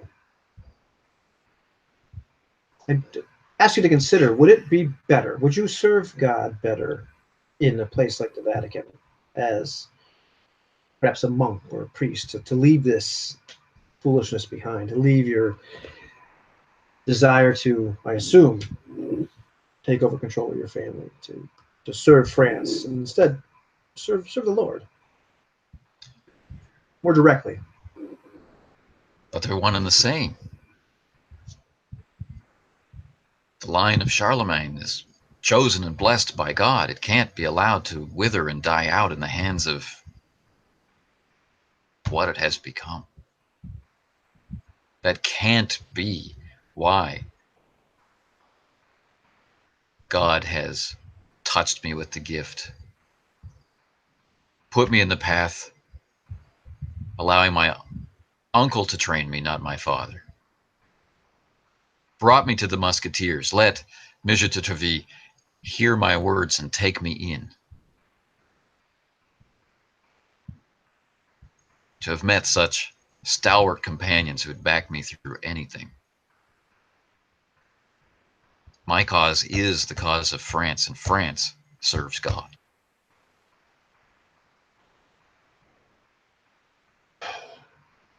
And he sighs, shakes his head, and says, "You are truly your uncle's nephew. You're as exasperating as he is." Ben, tell me of his health. Tell me of your journeys. Not much to tell about my journeys, except that Europe is a dangerous place.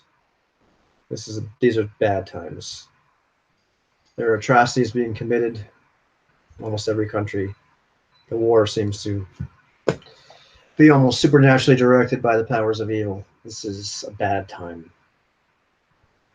I mean, Catholic against Protestant, killing each other for these are not godly acts. This is not what men of God do. This is true. This is true. They are compelled, they are pushed, they are tainted, they are tempted. Father Are you Augustine is a sure? good man, but in his face I saw fear when I asked him to stand up to the forces of darkness. You can't expect mere mortals, even if they are priests, people that do not understand what we understand, to be as brave as you. And it's easy to be brave as a musketeer. It's easy to be brave as one that understands what you can do when you petition the angels. Well, that's all true, but our heavenly reward awaits us. Why cling to a life of suffering when we can enter eternity through gates of glory? And he lifts up his wine glass and says, "Well, there are some things that perhaps will not be in heaven." And Father Augustine and I, we are in no hurry. But I foresee a lack of need for such things. But I believe you're right. I only jest. I believe Augustine is slightly more carnal than your average priest, in case you haven't noticed. But well, he's a good man. his favorite confessor or favorite confessions come from my friend Briscoe. But if Oh you know yes, my that man. uncle and if you have been trained in these arts, then I implore you, further my education, which was interrupted. I do not know enough. I do not know it well enough. And my friends and my cause and my country have need. Hmm. You're trying to persuade this man. Well, that would be ill-advised. Right. But yeah, absolutely. I'll dump my 2 style points into my diplomacy to give myself a horrifyingly low 5. Yeah. And I think I'm supposed to have 4 beforehand. Okay. Right. Gotcha. no, I have a diplomacy of uh, of 3. Yeah. Oh. Well, let's see. Go ahead, roll the dice. I say it's going to be a 3. I'm gonna roll a red and a blue. Uh, I'm gonna shake them a lot because that matters. I understand. 2 successes, a 1 and a 1. Okay. I will have to. I will have to think about this some more. Your uncle. He is a difficult man. He is a good man. We're glad to have him there, but you have a lot of him in you. I will have to. I will have to pray on this. This is not. You're sure he will not come to Rome? I've been to Rome. I prayed in Rome. I found my road in Rome. It led me here.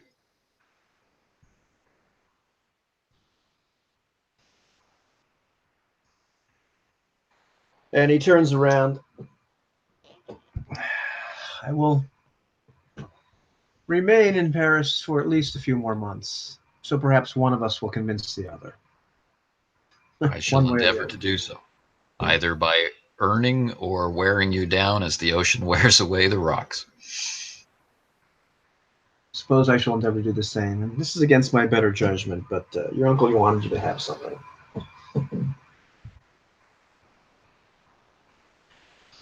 So he rummages around a little bit and pulls out this book.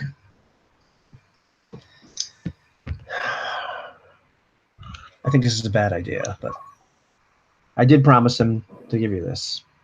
I did not tell him I would not give it to you if you were with me, but I do feel that a man's word is his bond. And heaven is watching. Heaven is watching. We are in a church. And he hands you this book and says, I believe you may find some answers in here. Right. The title of the book is in Latin. You read a little Latin, don't you? Probably read Latin. Totally read Latin. Totally. And the title, which I did not take the time to translate into Latin, is something like the angelic fortification of the body, donning the full armor of God. Donning the full armor. That sounds like something right up my alley. It's a treatise. It's a treatise. Does it have an author? There's no author listed. Oh, those are the best ones. If you're not because they don't want to get get burned at the stake. They don't want to get burned at the stake. Yeah, they don't sign your name. And I live at this address, If you'd like to talk more about magic, come find me in Bordeaux. So if this may be a grimoire of theurgy and homomancy, that would be a good guess. But that Well, I thank him, and I try to arrange maybe we could attend mass together. I would like that. You'll bring that. Wednesdays are my days off. So. Bring that delightful man Bazin. I've had a few conversations with him. He seems like a very level-headed fellow. Oh, I'm not surprised. If he had his way, we'd all be priests. Well, perfection is a goal. Maybe not attainable, but a goal. But if you intend to continue drinking Italian wine, you'll need to spend more time with my man Claude.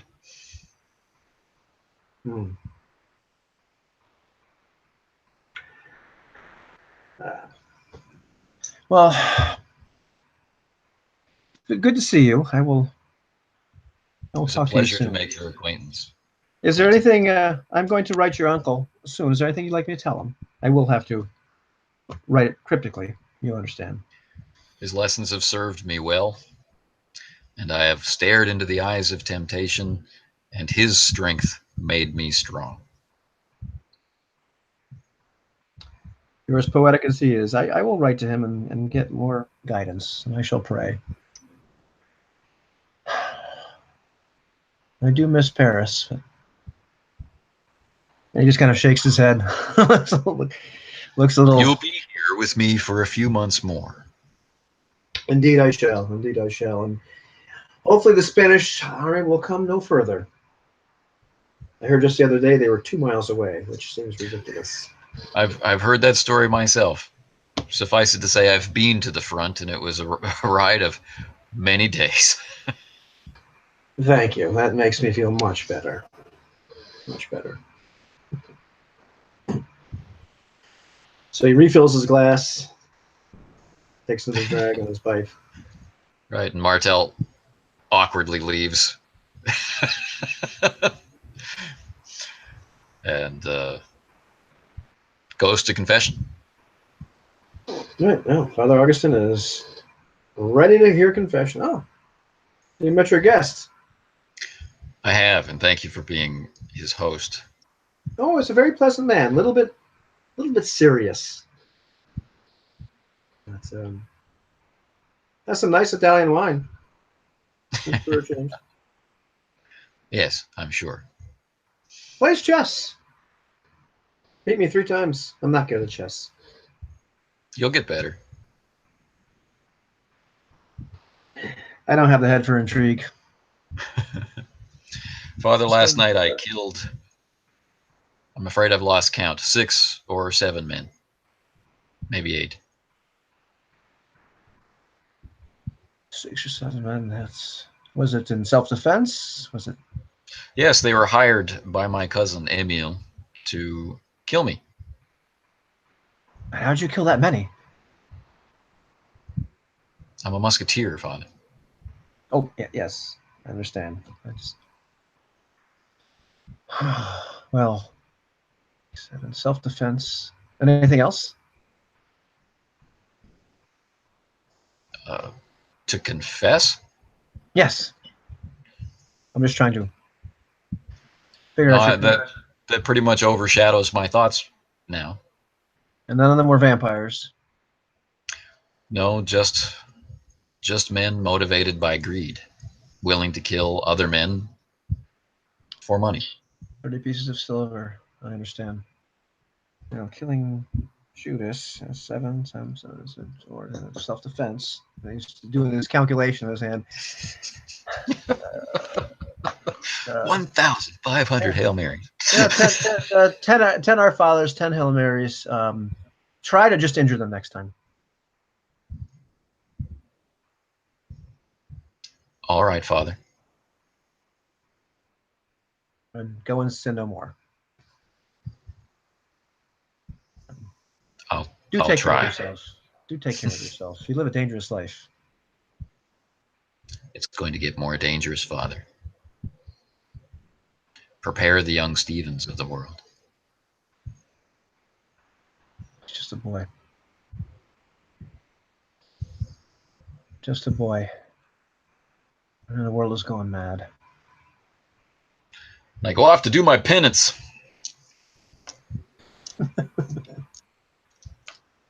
Which will seem but just a short time to Martin, based on his wow. 20 short prayers? This is amazing. And then the rest of Wednesday would be devoted, unless interrupted, to Wednesday's prayers. And on Thursday, he'll crack into the book. Gotcha. Okay, the day goes by uneventfully. You do get a report on the condition of Isaac, who seems to be slowly improving. He's definitely taken a grievous wound, so it's going to be some time before he's himself. Right. You do get brief. You do see Briscoe and Philippe briefly. Philippe gives you an update on Eugene, who seems to be also doing okay, but just not quite herself. But who would be? After the ordeal she had. And certainly she's not the Eugene everybody remembers either. So, and other than that, Claude is just keeps looking at you expectantly every once in a while,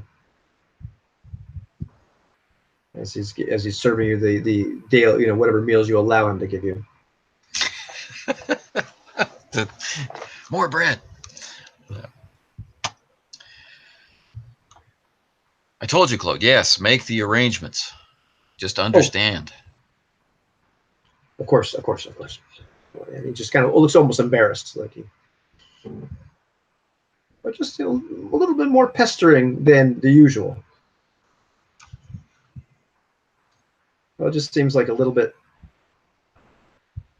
more motivated to bother you than he normally would. Is there something else, Claude?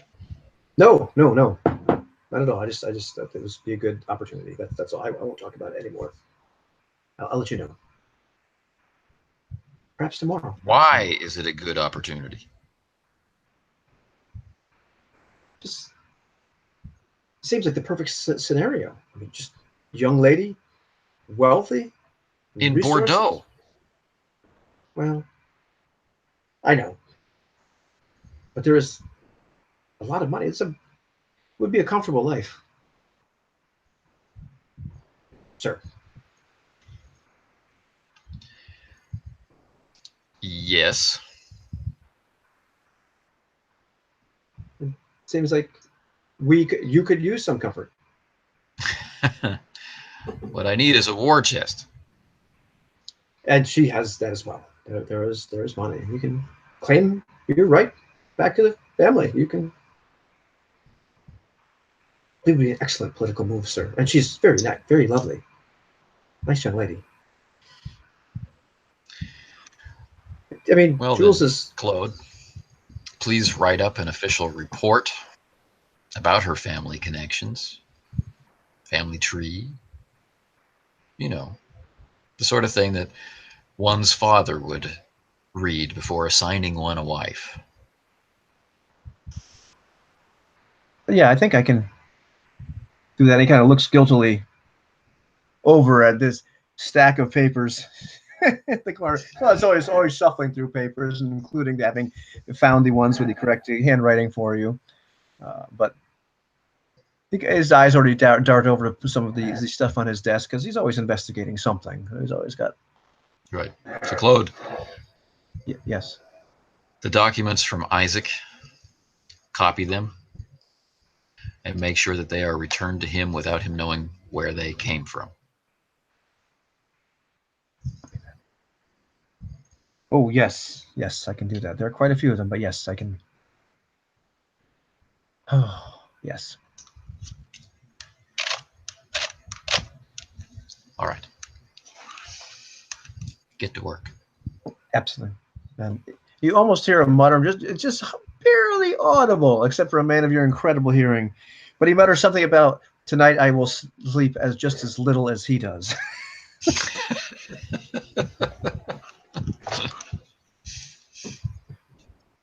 Yes. As he prepares to the Herculean task of copying all of Isaac's notes in the old-fashioned way. Yeah, well, how else are you going to find secrets if you don't dig? And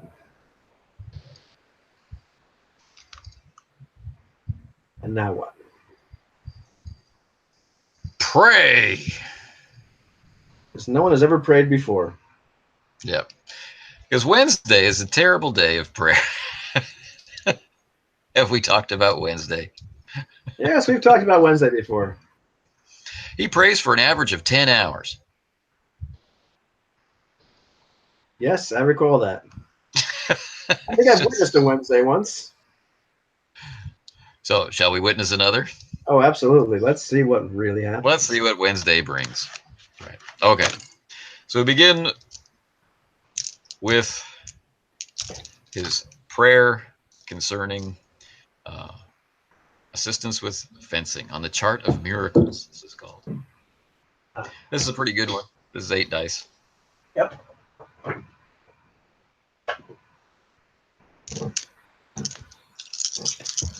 The first hour of effort. I'm a little curious about this book. I wish I could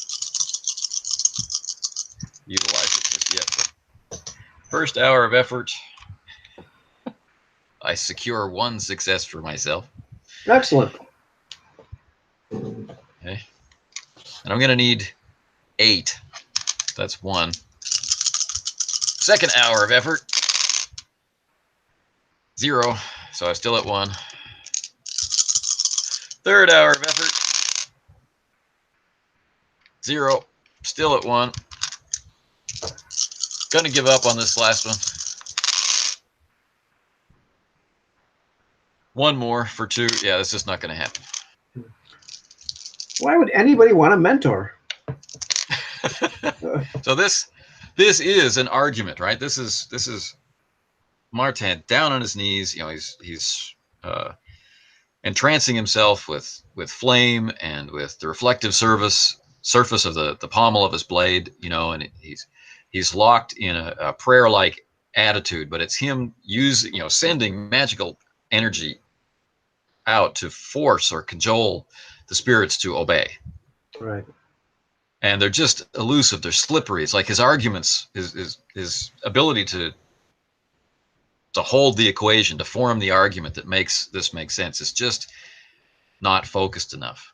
And then he begins to get plagued by self-doubt. Maybe I'm treading the wrong path. Maybe God wants me to do something else. You know, these thoughts creep in, wearing away. So he gives up on the violence. After all, he just did go to confession to talk about having killed and violently harmed people. So maybe improving his fencing is not in the cards. But perhaps remaining sharp, being able to defend himself is a good one. So we move on to the second prayer, which should enhance initiative. The first hour of prayer there. Wow.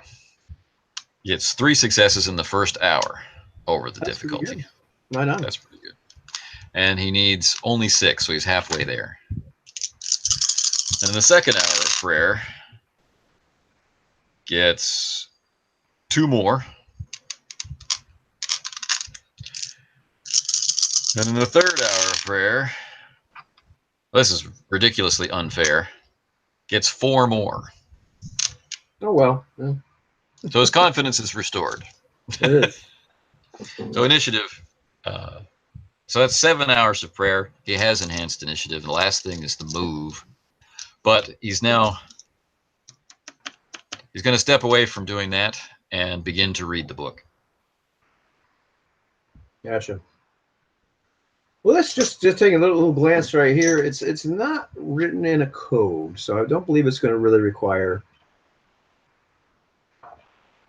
the decoding roll, because I just reading about the grimoires before. There's ones that have been written in some form of code, which require quite a bit of rolls to actually even decipher. What I can tell you about this one is that as he's reading it, he notices that this really gives him some better arguments, gives him some more of an insight in how to pray, how to make the prayers more effective. The prayers for enhancing his body, for making his, to put on the full armor of God, to be tougher, to be faster, to be stronger, to be more intuitive. Excellent. Things of that nature, and it's just better ways to pray. However, there are parts of the book as he goes deeper in, which are kind of almost in code. Like perhaps there's more here. Perhaps there's more benefit. More to study. That would take some study. Cool. Yeah, the books that we rescued from the Beauvays, they made no sense. It's all black magic. Right, Satan worship. Horrific, yeah. Not the kind of stuff that just the sort of magic that Martin would completely back away from, because it's clearly not of God. Right. All right. Well, that's a glimmer of hope, and he'll take that as a sign and devote himself to study of the text. Gotcha. Hoping that he can be ready to assist Philippe and Briscourt when they need him. Gotcha. In game terms, it gives him +2 to his roll. When he's doing homomancy. Right. Should he decipher the rest of the book? Would it give him more? Who knows? He would have to actually really crack the rest of the code that this part of this book seems to be written in. And can justify further experience point expenditures, perhaps. Perhaps it could. Perhaps it could. Right. So you got your looting. Yeah. Well, it certainly opened his eyes. Cool. A grimoire. Written by an unknown hand. Who may or may not have been devoured by invisible beings in the middle of the street one day, but we don't know. But certainly not a man stupid enough to write his name on the book. Right. Hopefully it's not written by Abdul Al-Hazred. Let us hope not. I think Martin would not approve such a book. Hilarious. Cool. So 10 or 12 hours have gone by with the praying and the study of the book. So 7 hours in prayer and then study of the book. Yep. and then Yeah, and you can hear every once his in a day while. off is over, right? Go Yeah. check on Eugene. Yeah, I mean, and you can hear too, like especially during your study of the book, not so much during the prayer, because perhaps you were a little bit too focused. Every once in a while, you can hear just almost like a moan of complaint, and the furious scratching of a quill from the other room.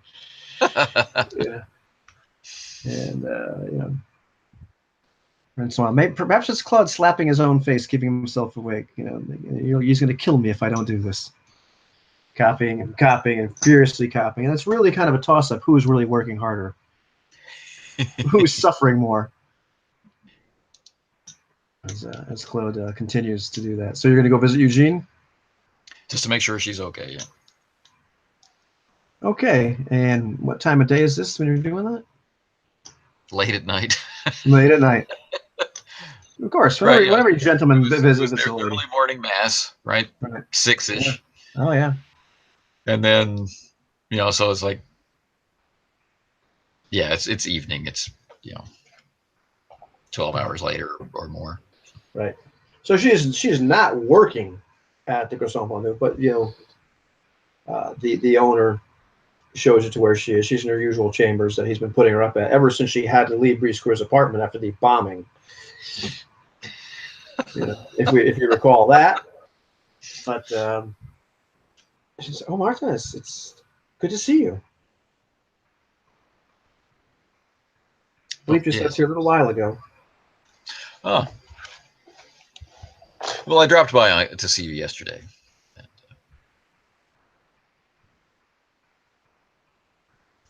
How are you doing? I'm fine. Just curious about you. Make sure that you're eating your salads and feeling good. Yeah.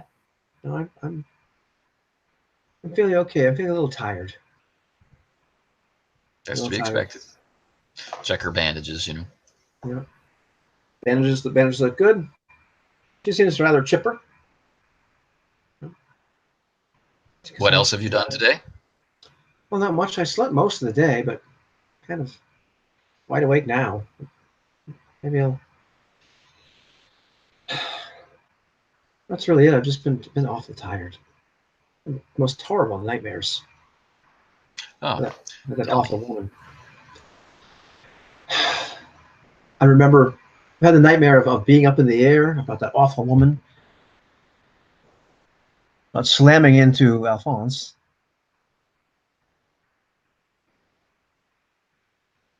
And I can't. It was something. It was a face. Something was after me. Something was terrifying. Hmm. Terrifying.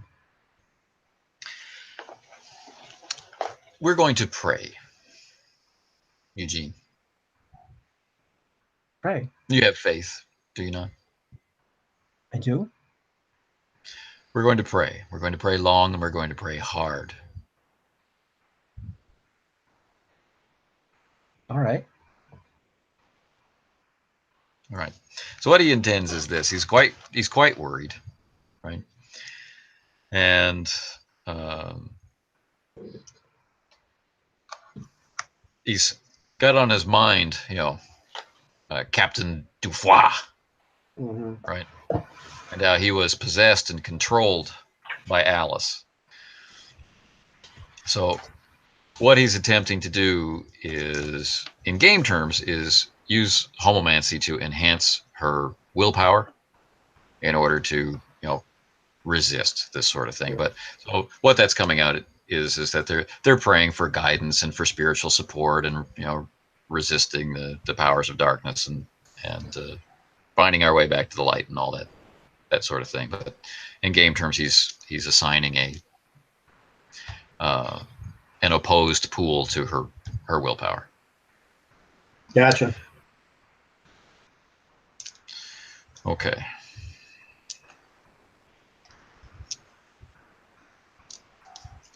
And he's quite serious about it. So I will actually work quite hard to do so. I will channel extra magical energy. Ooh.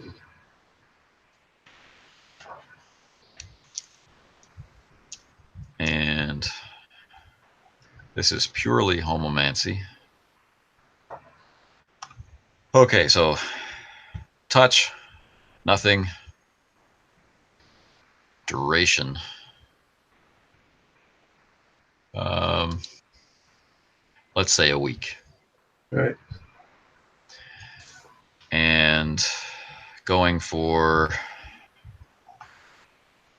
what would it be, 6 or 8?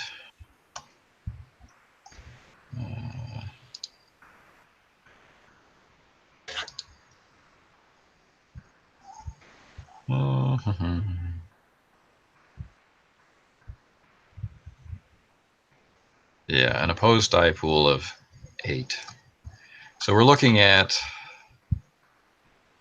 what's a week? A week. We're looking at 8. I'm going to go for 3 days, not a week. Okay. So that's 5 successes required. 5 complications over the difficulty. Gotcha. You follow my logic? Yep. Yep. Do you agree? No, that makes perfect sense. I think it's the right level of complications. Okay. 3 days is a lot easier than a week. In the first hour, you get 1 success.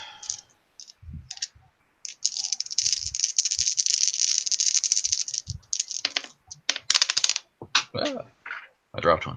The second hour, we're working on 1 success. I dropped a die. And I get 2 more successes, so it's 3 successes toward our 5.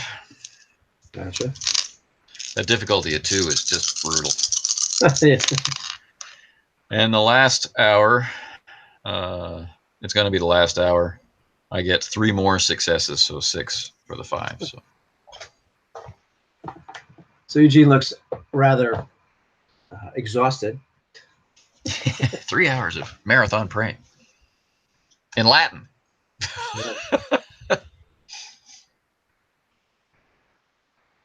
Are we done? Don't you feel better? I feel tired. Well, sleep now. I slept all day. I'll try. I'll try. A little hungry. For what? I don't know. Bread? No more salad. I'll get you some bread, my dear, and then you sleep. Thank you, Martha. You're too kind.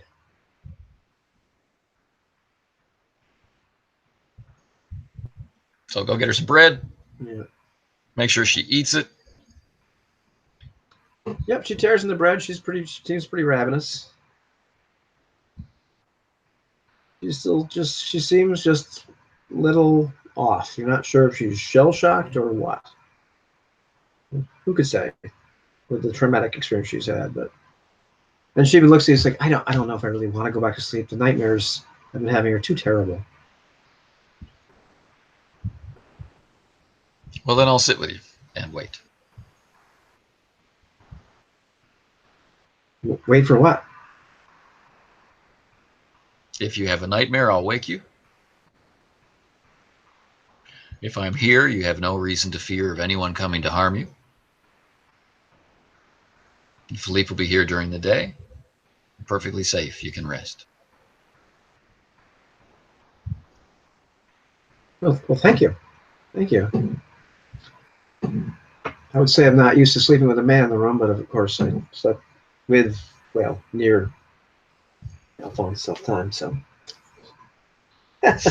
so she lays down, tries to make herself comfortable, and it's about an hour, but she finally conks out. Right. Well, Martin will wait. Yeah. Sometimes protecting France is protecting one person at a time. Right.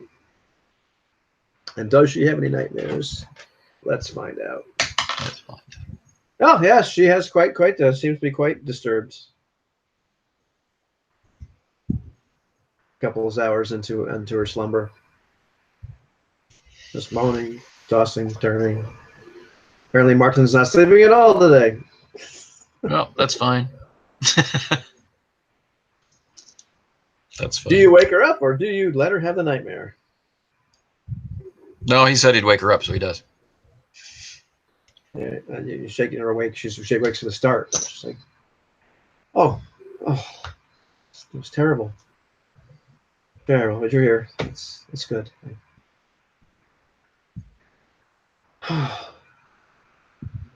You must be strong. This is your mind replaying a horrific event. Why?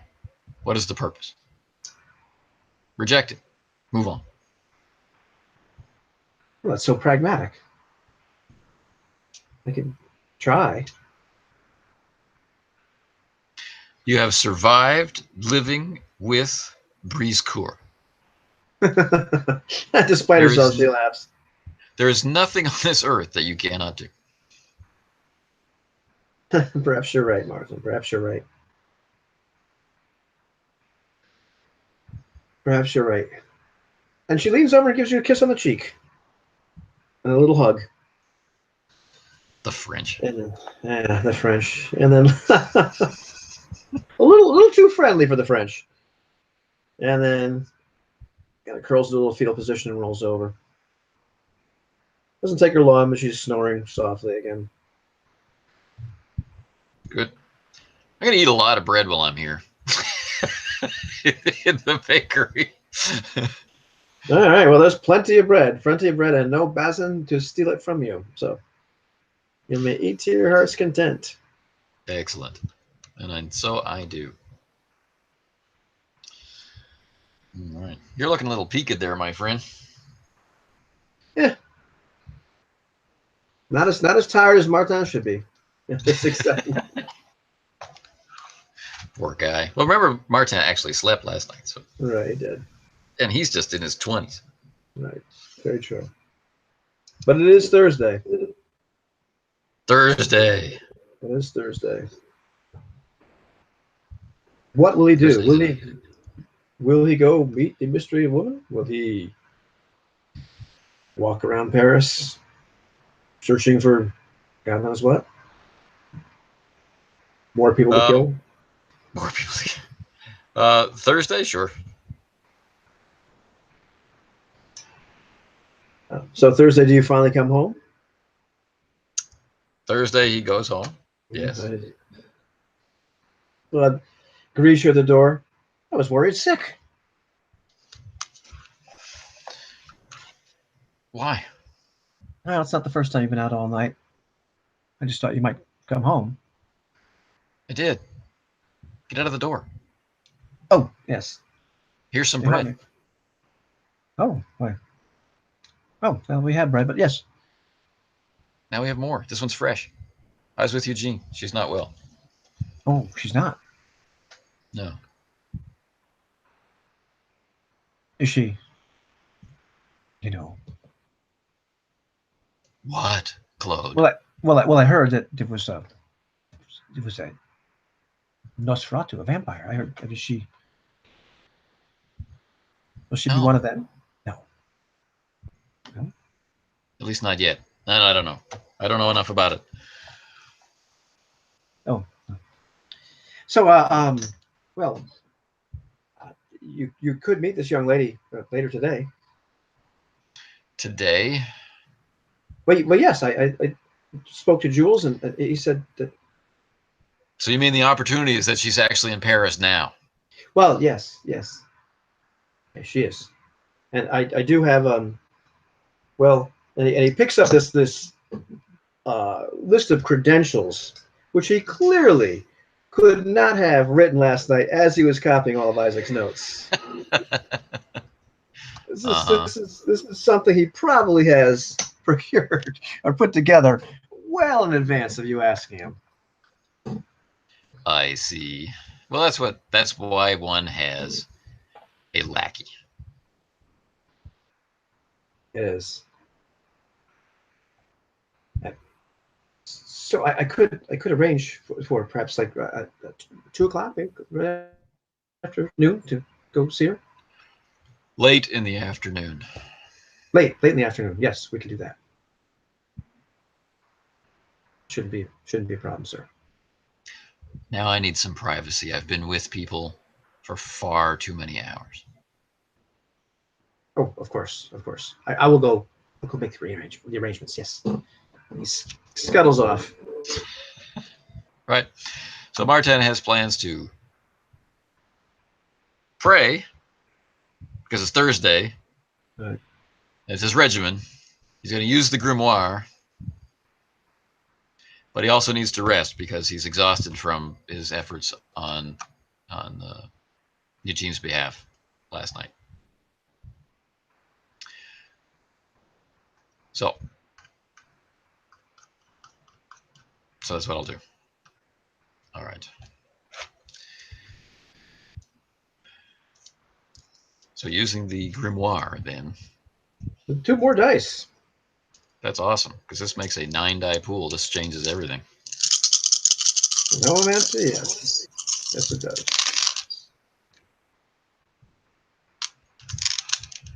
Okay. So we're getting nowhere. This is just not going to work at all. I don't even make the difficulty the first time on 9 dice. So going to bed. Here's the blue ones, right? Yeah. Okay. Okay. Morpheus is kind. Yeah. So I have now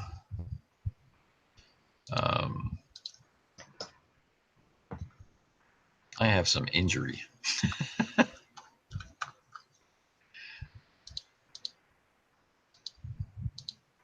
Life is hard, man.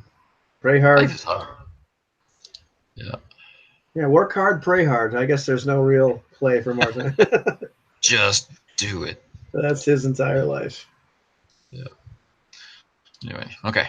So I assume Claude will wake him when the time comes around. Oh, absolutely. He wakes you with no problem.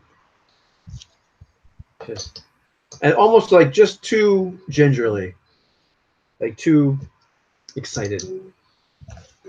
Nervous and excited all at once. Okay. Like sort of like, Dad, wake up, it's Christmas morning, but don't piss Dad off. kind of approach. So I'll put on my uniform, which I assume he has cleaned and made presentable. Oh, it looks phenomenal. And gird on all my weapons. I'm even taking my pistol, though I have no idea why. And he's more successful employing it as a paperweight than as a weapon, but True. These are things that have to be addressed. So. Gotcha. So you're able to, he gives you, actually comes with you in the carriage. I guess he gets the carriage. You end up going to this rather, nice hotel where the young lady has several rooms. And he explains to you, like, her name is Morgane Archambault. She's from the Bordeaux. It's a wealthy old money family from Bordeaux. And he talks extensively about her. He kind of shows you the little family tree. The genealogy looks great. Talks about over and over about how Jules has told him this and Jules has told him that, about the family, about the lands, about the money. And you said she is an heiress. Was there a husband, or is this a father? It's a father, sir. She was married for a brief period of time, and he was killed tragically. But he really didn't really bring anything to the marriage, Like me. No, but you have. Well, you're upstanding. You've look at you. You're a musketeer. You're a man of nobility.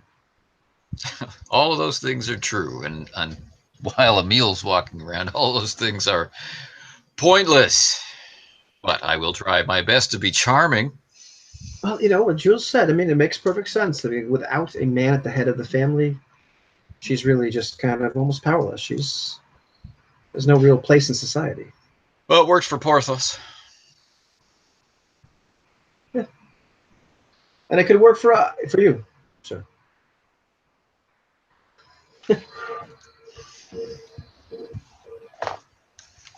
All right then. So, right. So, being invited into the place where she's renting. You meet Uh-huh. her maid Caroline. You instantly meet this very charming man who introduces himself as Jules, who is kind of like the director of all her household affairs. So it's so Right. good to meet you. So good to meet you. Chloe has told me so much about you. Really think you will like our mistress. Well, I hope so. And after a brief period of time, you're told to go wait in the salon. You'll meet Morgan shortly. And Jules sits down and says, "Is there anything I can answer for you?" And he's just phenomenally charming. Not. He's charming. He's friendly. He's not like a used car salesman No, no, not like a used car salesman. He's or he's a used horse salesman. incredibly no, he's an incredibly uh, diplomatic, charismatic individual. Well, It's, such a it's like fine. Briscoe, yeah, Briscoe, but not like not in the same sort of way that Briscoe is trying to seduce a young lady. But he's just kind of a likable guy. No real slips of the tongue. He's just very diplomatic, just very very polished. If your mistress is as accomplished and compelling as you both claim, I'm wondering why there isn't a line. A line of suitors? Oh, there have been, but many of them simply haven't brought the right feel, if you know what I mean. You're I you're don't know what you mean. this house needs a man at the head who is hungry, who is not just here for the not a soft man, not a man with soft hands. He holds up this pair of incredibly soft hands, Ah, but a man of action, a man of action, not like me, a man of action, a man of means. This family really requires a powerful man at the head. A man doesn't need to bring money or resources or the heart of a lion. That is what I see in you, the heart of a lion, a man who is hungry and who will take charge of a house. and how did Somebody you who, hear about me? well, I've talked to Claude, I've talked to Well, how other did you people hear of around. Claude? I came to Paris looking for any suitors. Of course, the Musketeers seem to be a completely uh, wonderful place to start. Most of you are of nobility, and once again, the heart of a lion. All for one for all, one to stand up for king and country. Yes, it is true. All of that is true. And I believe that for you, this marriage could, or possible marriage, I don't want to jump the gun. And he laughs a little bit in sort of a charming way, could afford you a tremendous advantage. I mean, I understand that you are essentially uh, usurped in your own house, but that does not mean that you couldn't get that back. As long as you had enough power behind you, enough money, enough clout, That's all usurp the true. usurper. Yes, or outshine Or and outshine replace. and replace. Yes, exactly. Why be devious when one can be honest? And he looks at you, raises an eyebrow, and just gives you this knowing smile. Yes. What would you like to be honest about? I'm just saying, as a mode of living, Ah, rather than consider usurpation as a prime means, simply taking back what is yours because you deserve it. exactly. Why do that by yourself? Hmm. Why does it take so long to meet your mistress? Oh, I will send for her right now. I just wanted to get to know you a little bit better. To kind of Ah, see where you stood on this.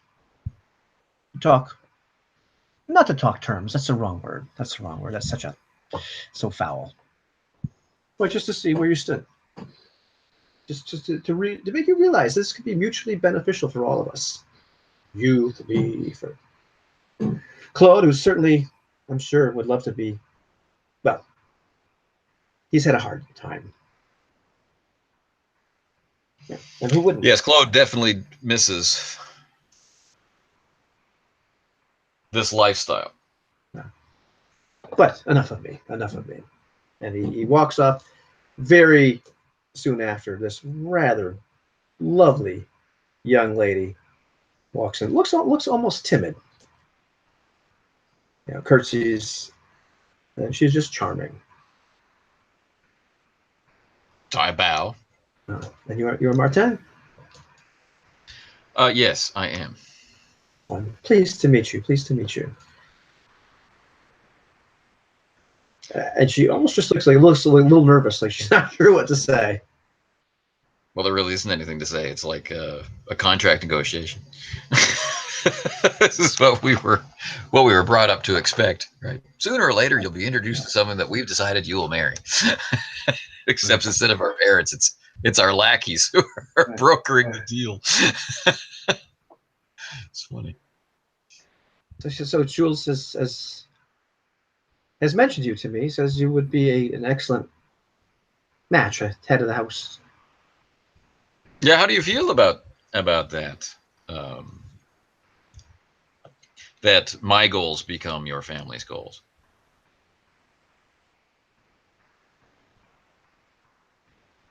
I'm not certain, but he tells me it is for the best to get a strong man at the head. I keep hearing that same expression over and over and over again. A strong man at the head of the household. Who was the last man at the head of the household? It was my husband, who was my former husband. Forgive me. Who was not exactly a strong man, but Jules arranged that marriage as well, and uh, died tragically. Before Yes, that, it was my father. died tragically. Did he serve in the war? No, he was killed in a riding accident. In a riding accident. Yes, it was. Well, she looks down. We weren't married that long, but he seemed so happy to get married, and seemed like it. He didn't really come from a very good family, but I'm not sure. Jules said it was a good idea, and then they used to argue a lot, and then well, He and Jules used to argue a lot. yes, he mentioned something about the not being happy with the contract. I don't know if he was unhappy with me. Never said anything to me. Hmm. Usually, we go for a walk in the garden or something to get to know each other. Oh, sure. No, that's.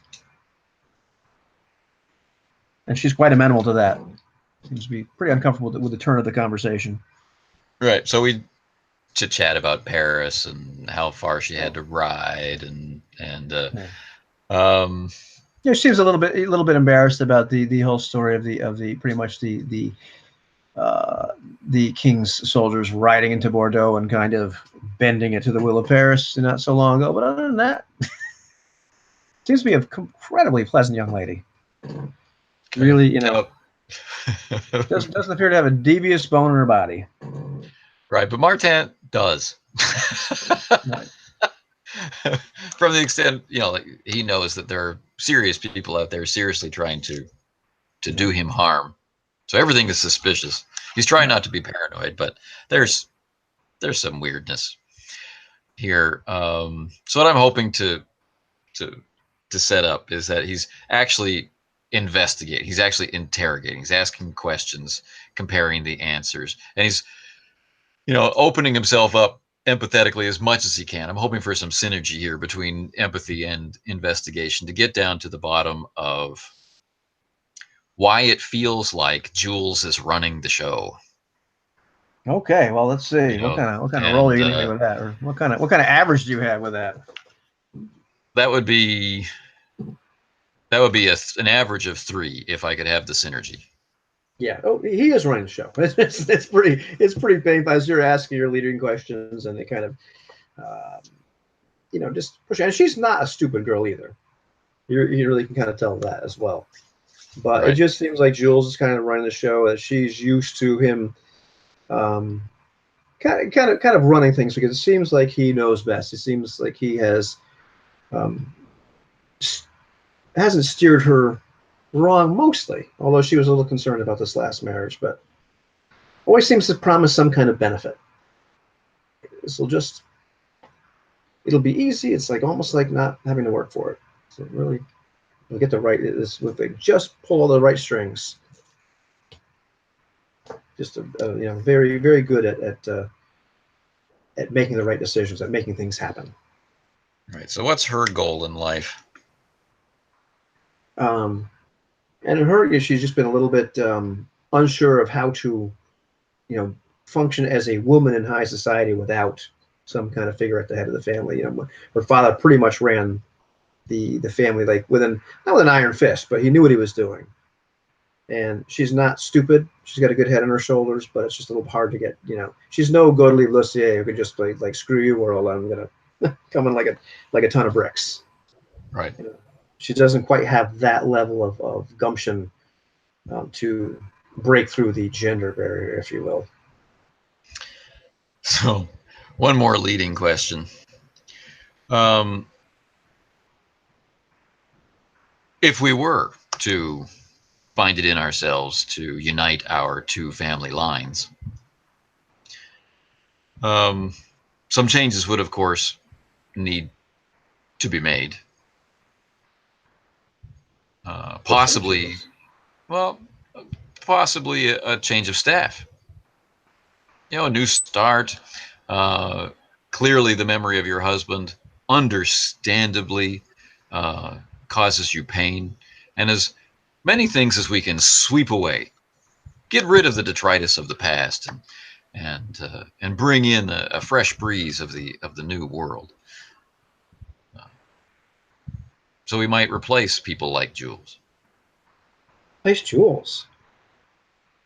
I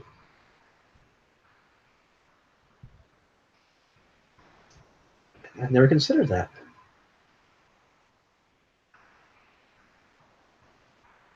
I suppose He is in service to you, my dear, and that is not what I see, and it disturbs me greatly.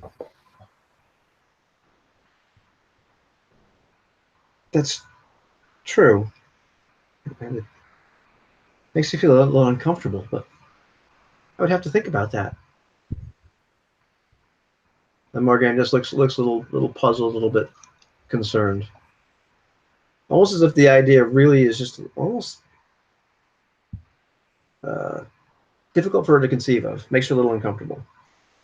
So the last point on that, he'll just say, and I want you to consider this as you're considering that. I, who am interested in considering a relationship between your house and mine further, seriously.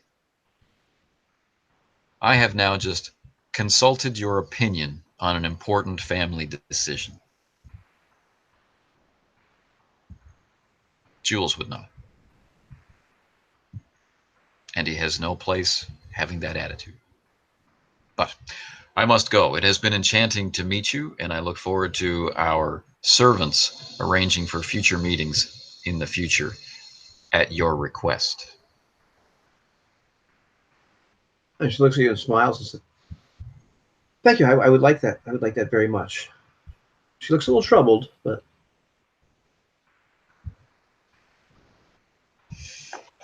Like you've kind of just really sort of thrown her for a loop.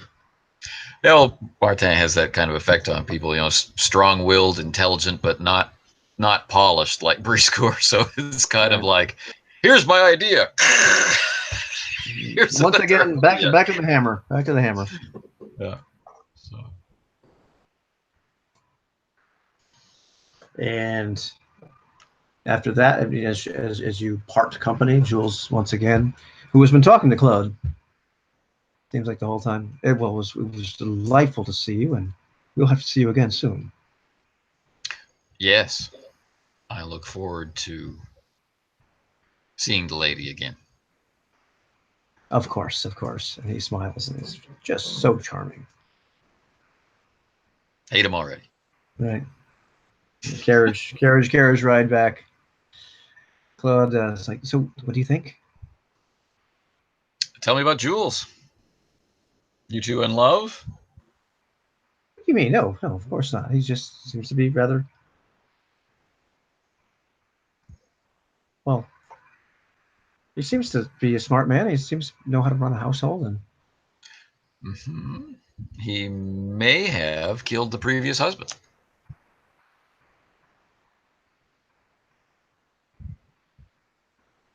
I hadn't thought of that, but no. What makes you think that? Investigate, Claude. All right. I suppose I could look into that. It just seems. I don't mean kill as in a manly way. I mean have killed. No. Yes, I can look into that. It's certainly very devious, but it doesn't seem like that kind of person. He just, well, it hasn't been the easiest life you've had since his leaving. Yes, and one day you and I will be reinstated back in my family home in Stull. Install, yes. No, that would be lovely. I love Stull, but it seemed to. There's no reason not to consider an alliance with this Archibald family from Bordeaux. Just seemed like we could have. Talking to him, it seemed like you could have everything you want, just like that. And it's those kinds of things that we must be most wary of. I suppose so. In any event, I have those other papers copied. I will make sure they get back to Isaac's apartment without him knowing. Excellent. You do good work, Claude, and you make me proud. Well, thank you, sir. And he brightens up. Looks a little surprised.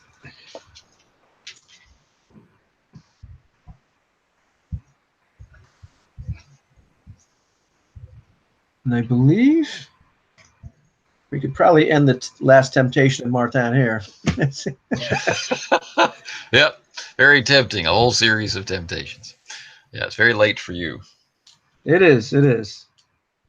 But I enjoyed the brutal way in which you killed. More people than you should have been able. Nah, that was easy. So. Yeah. There's no reason why Philippe could not do the same. There's no reason why you could not do the same. And honestly, depending on what you had done, what you've chosen to do, it could have gotten a lot worse. So. Yeah. So yeah, it was a fun challenge, and the Aramis storyline is hilarious. Oh yeah. You brought that upon yourself. You brought that upon yourself with that one. It's true though. That's the kind of stuff that he has to do. Yeah. How mundane.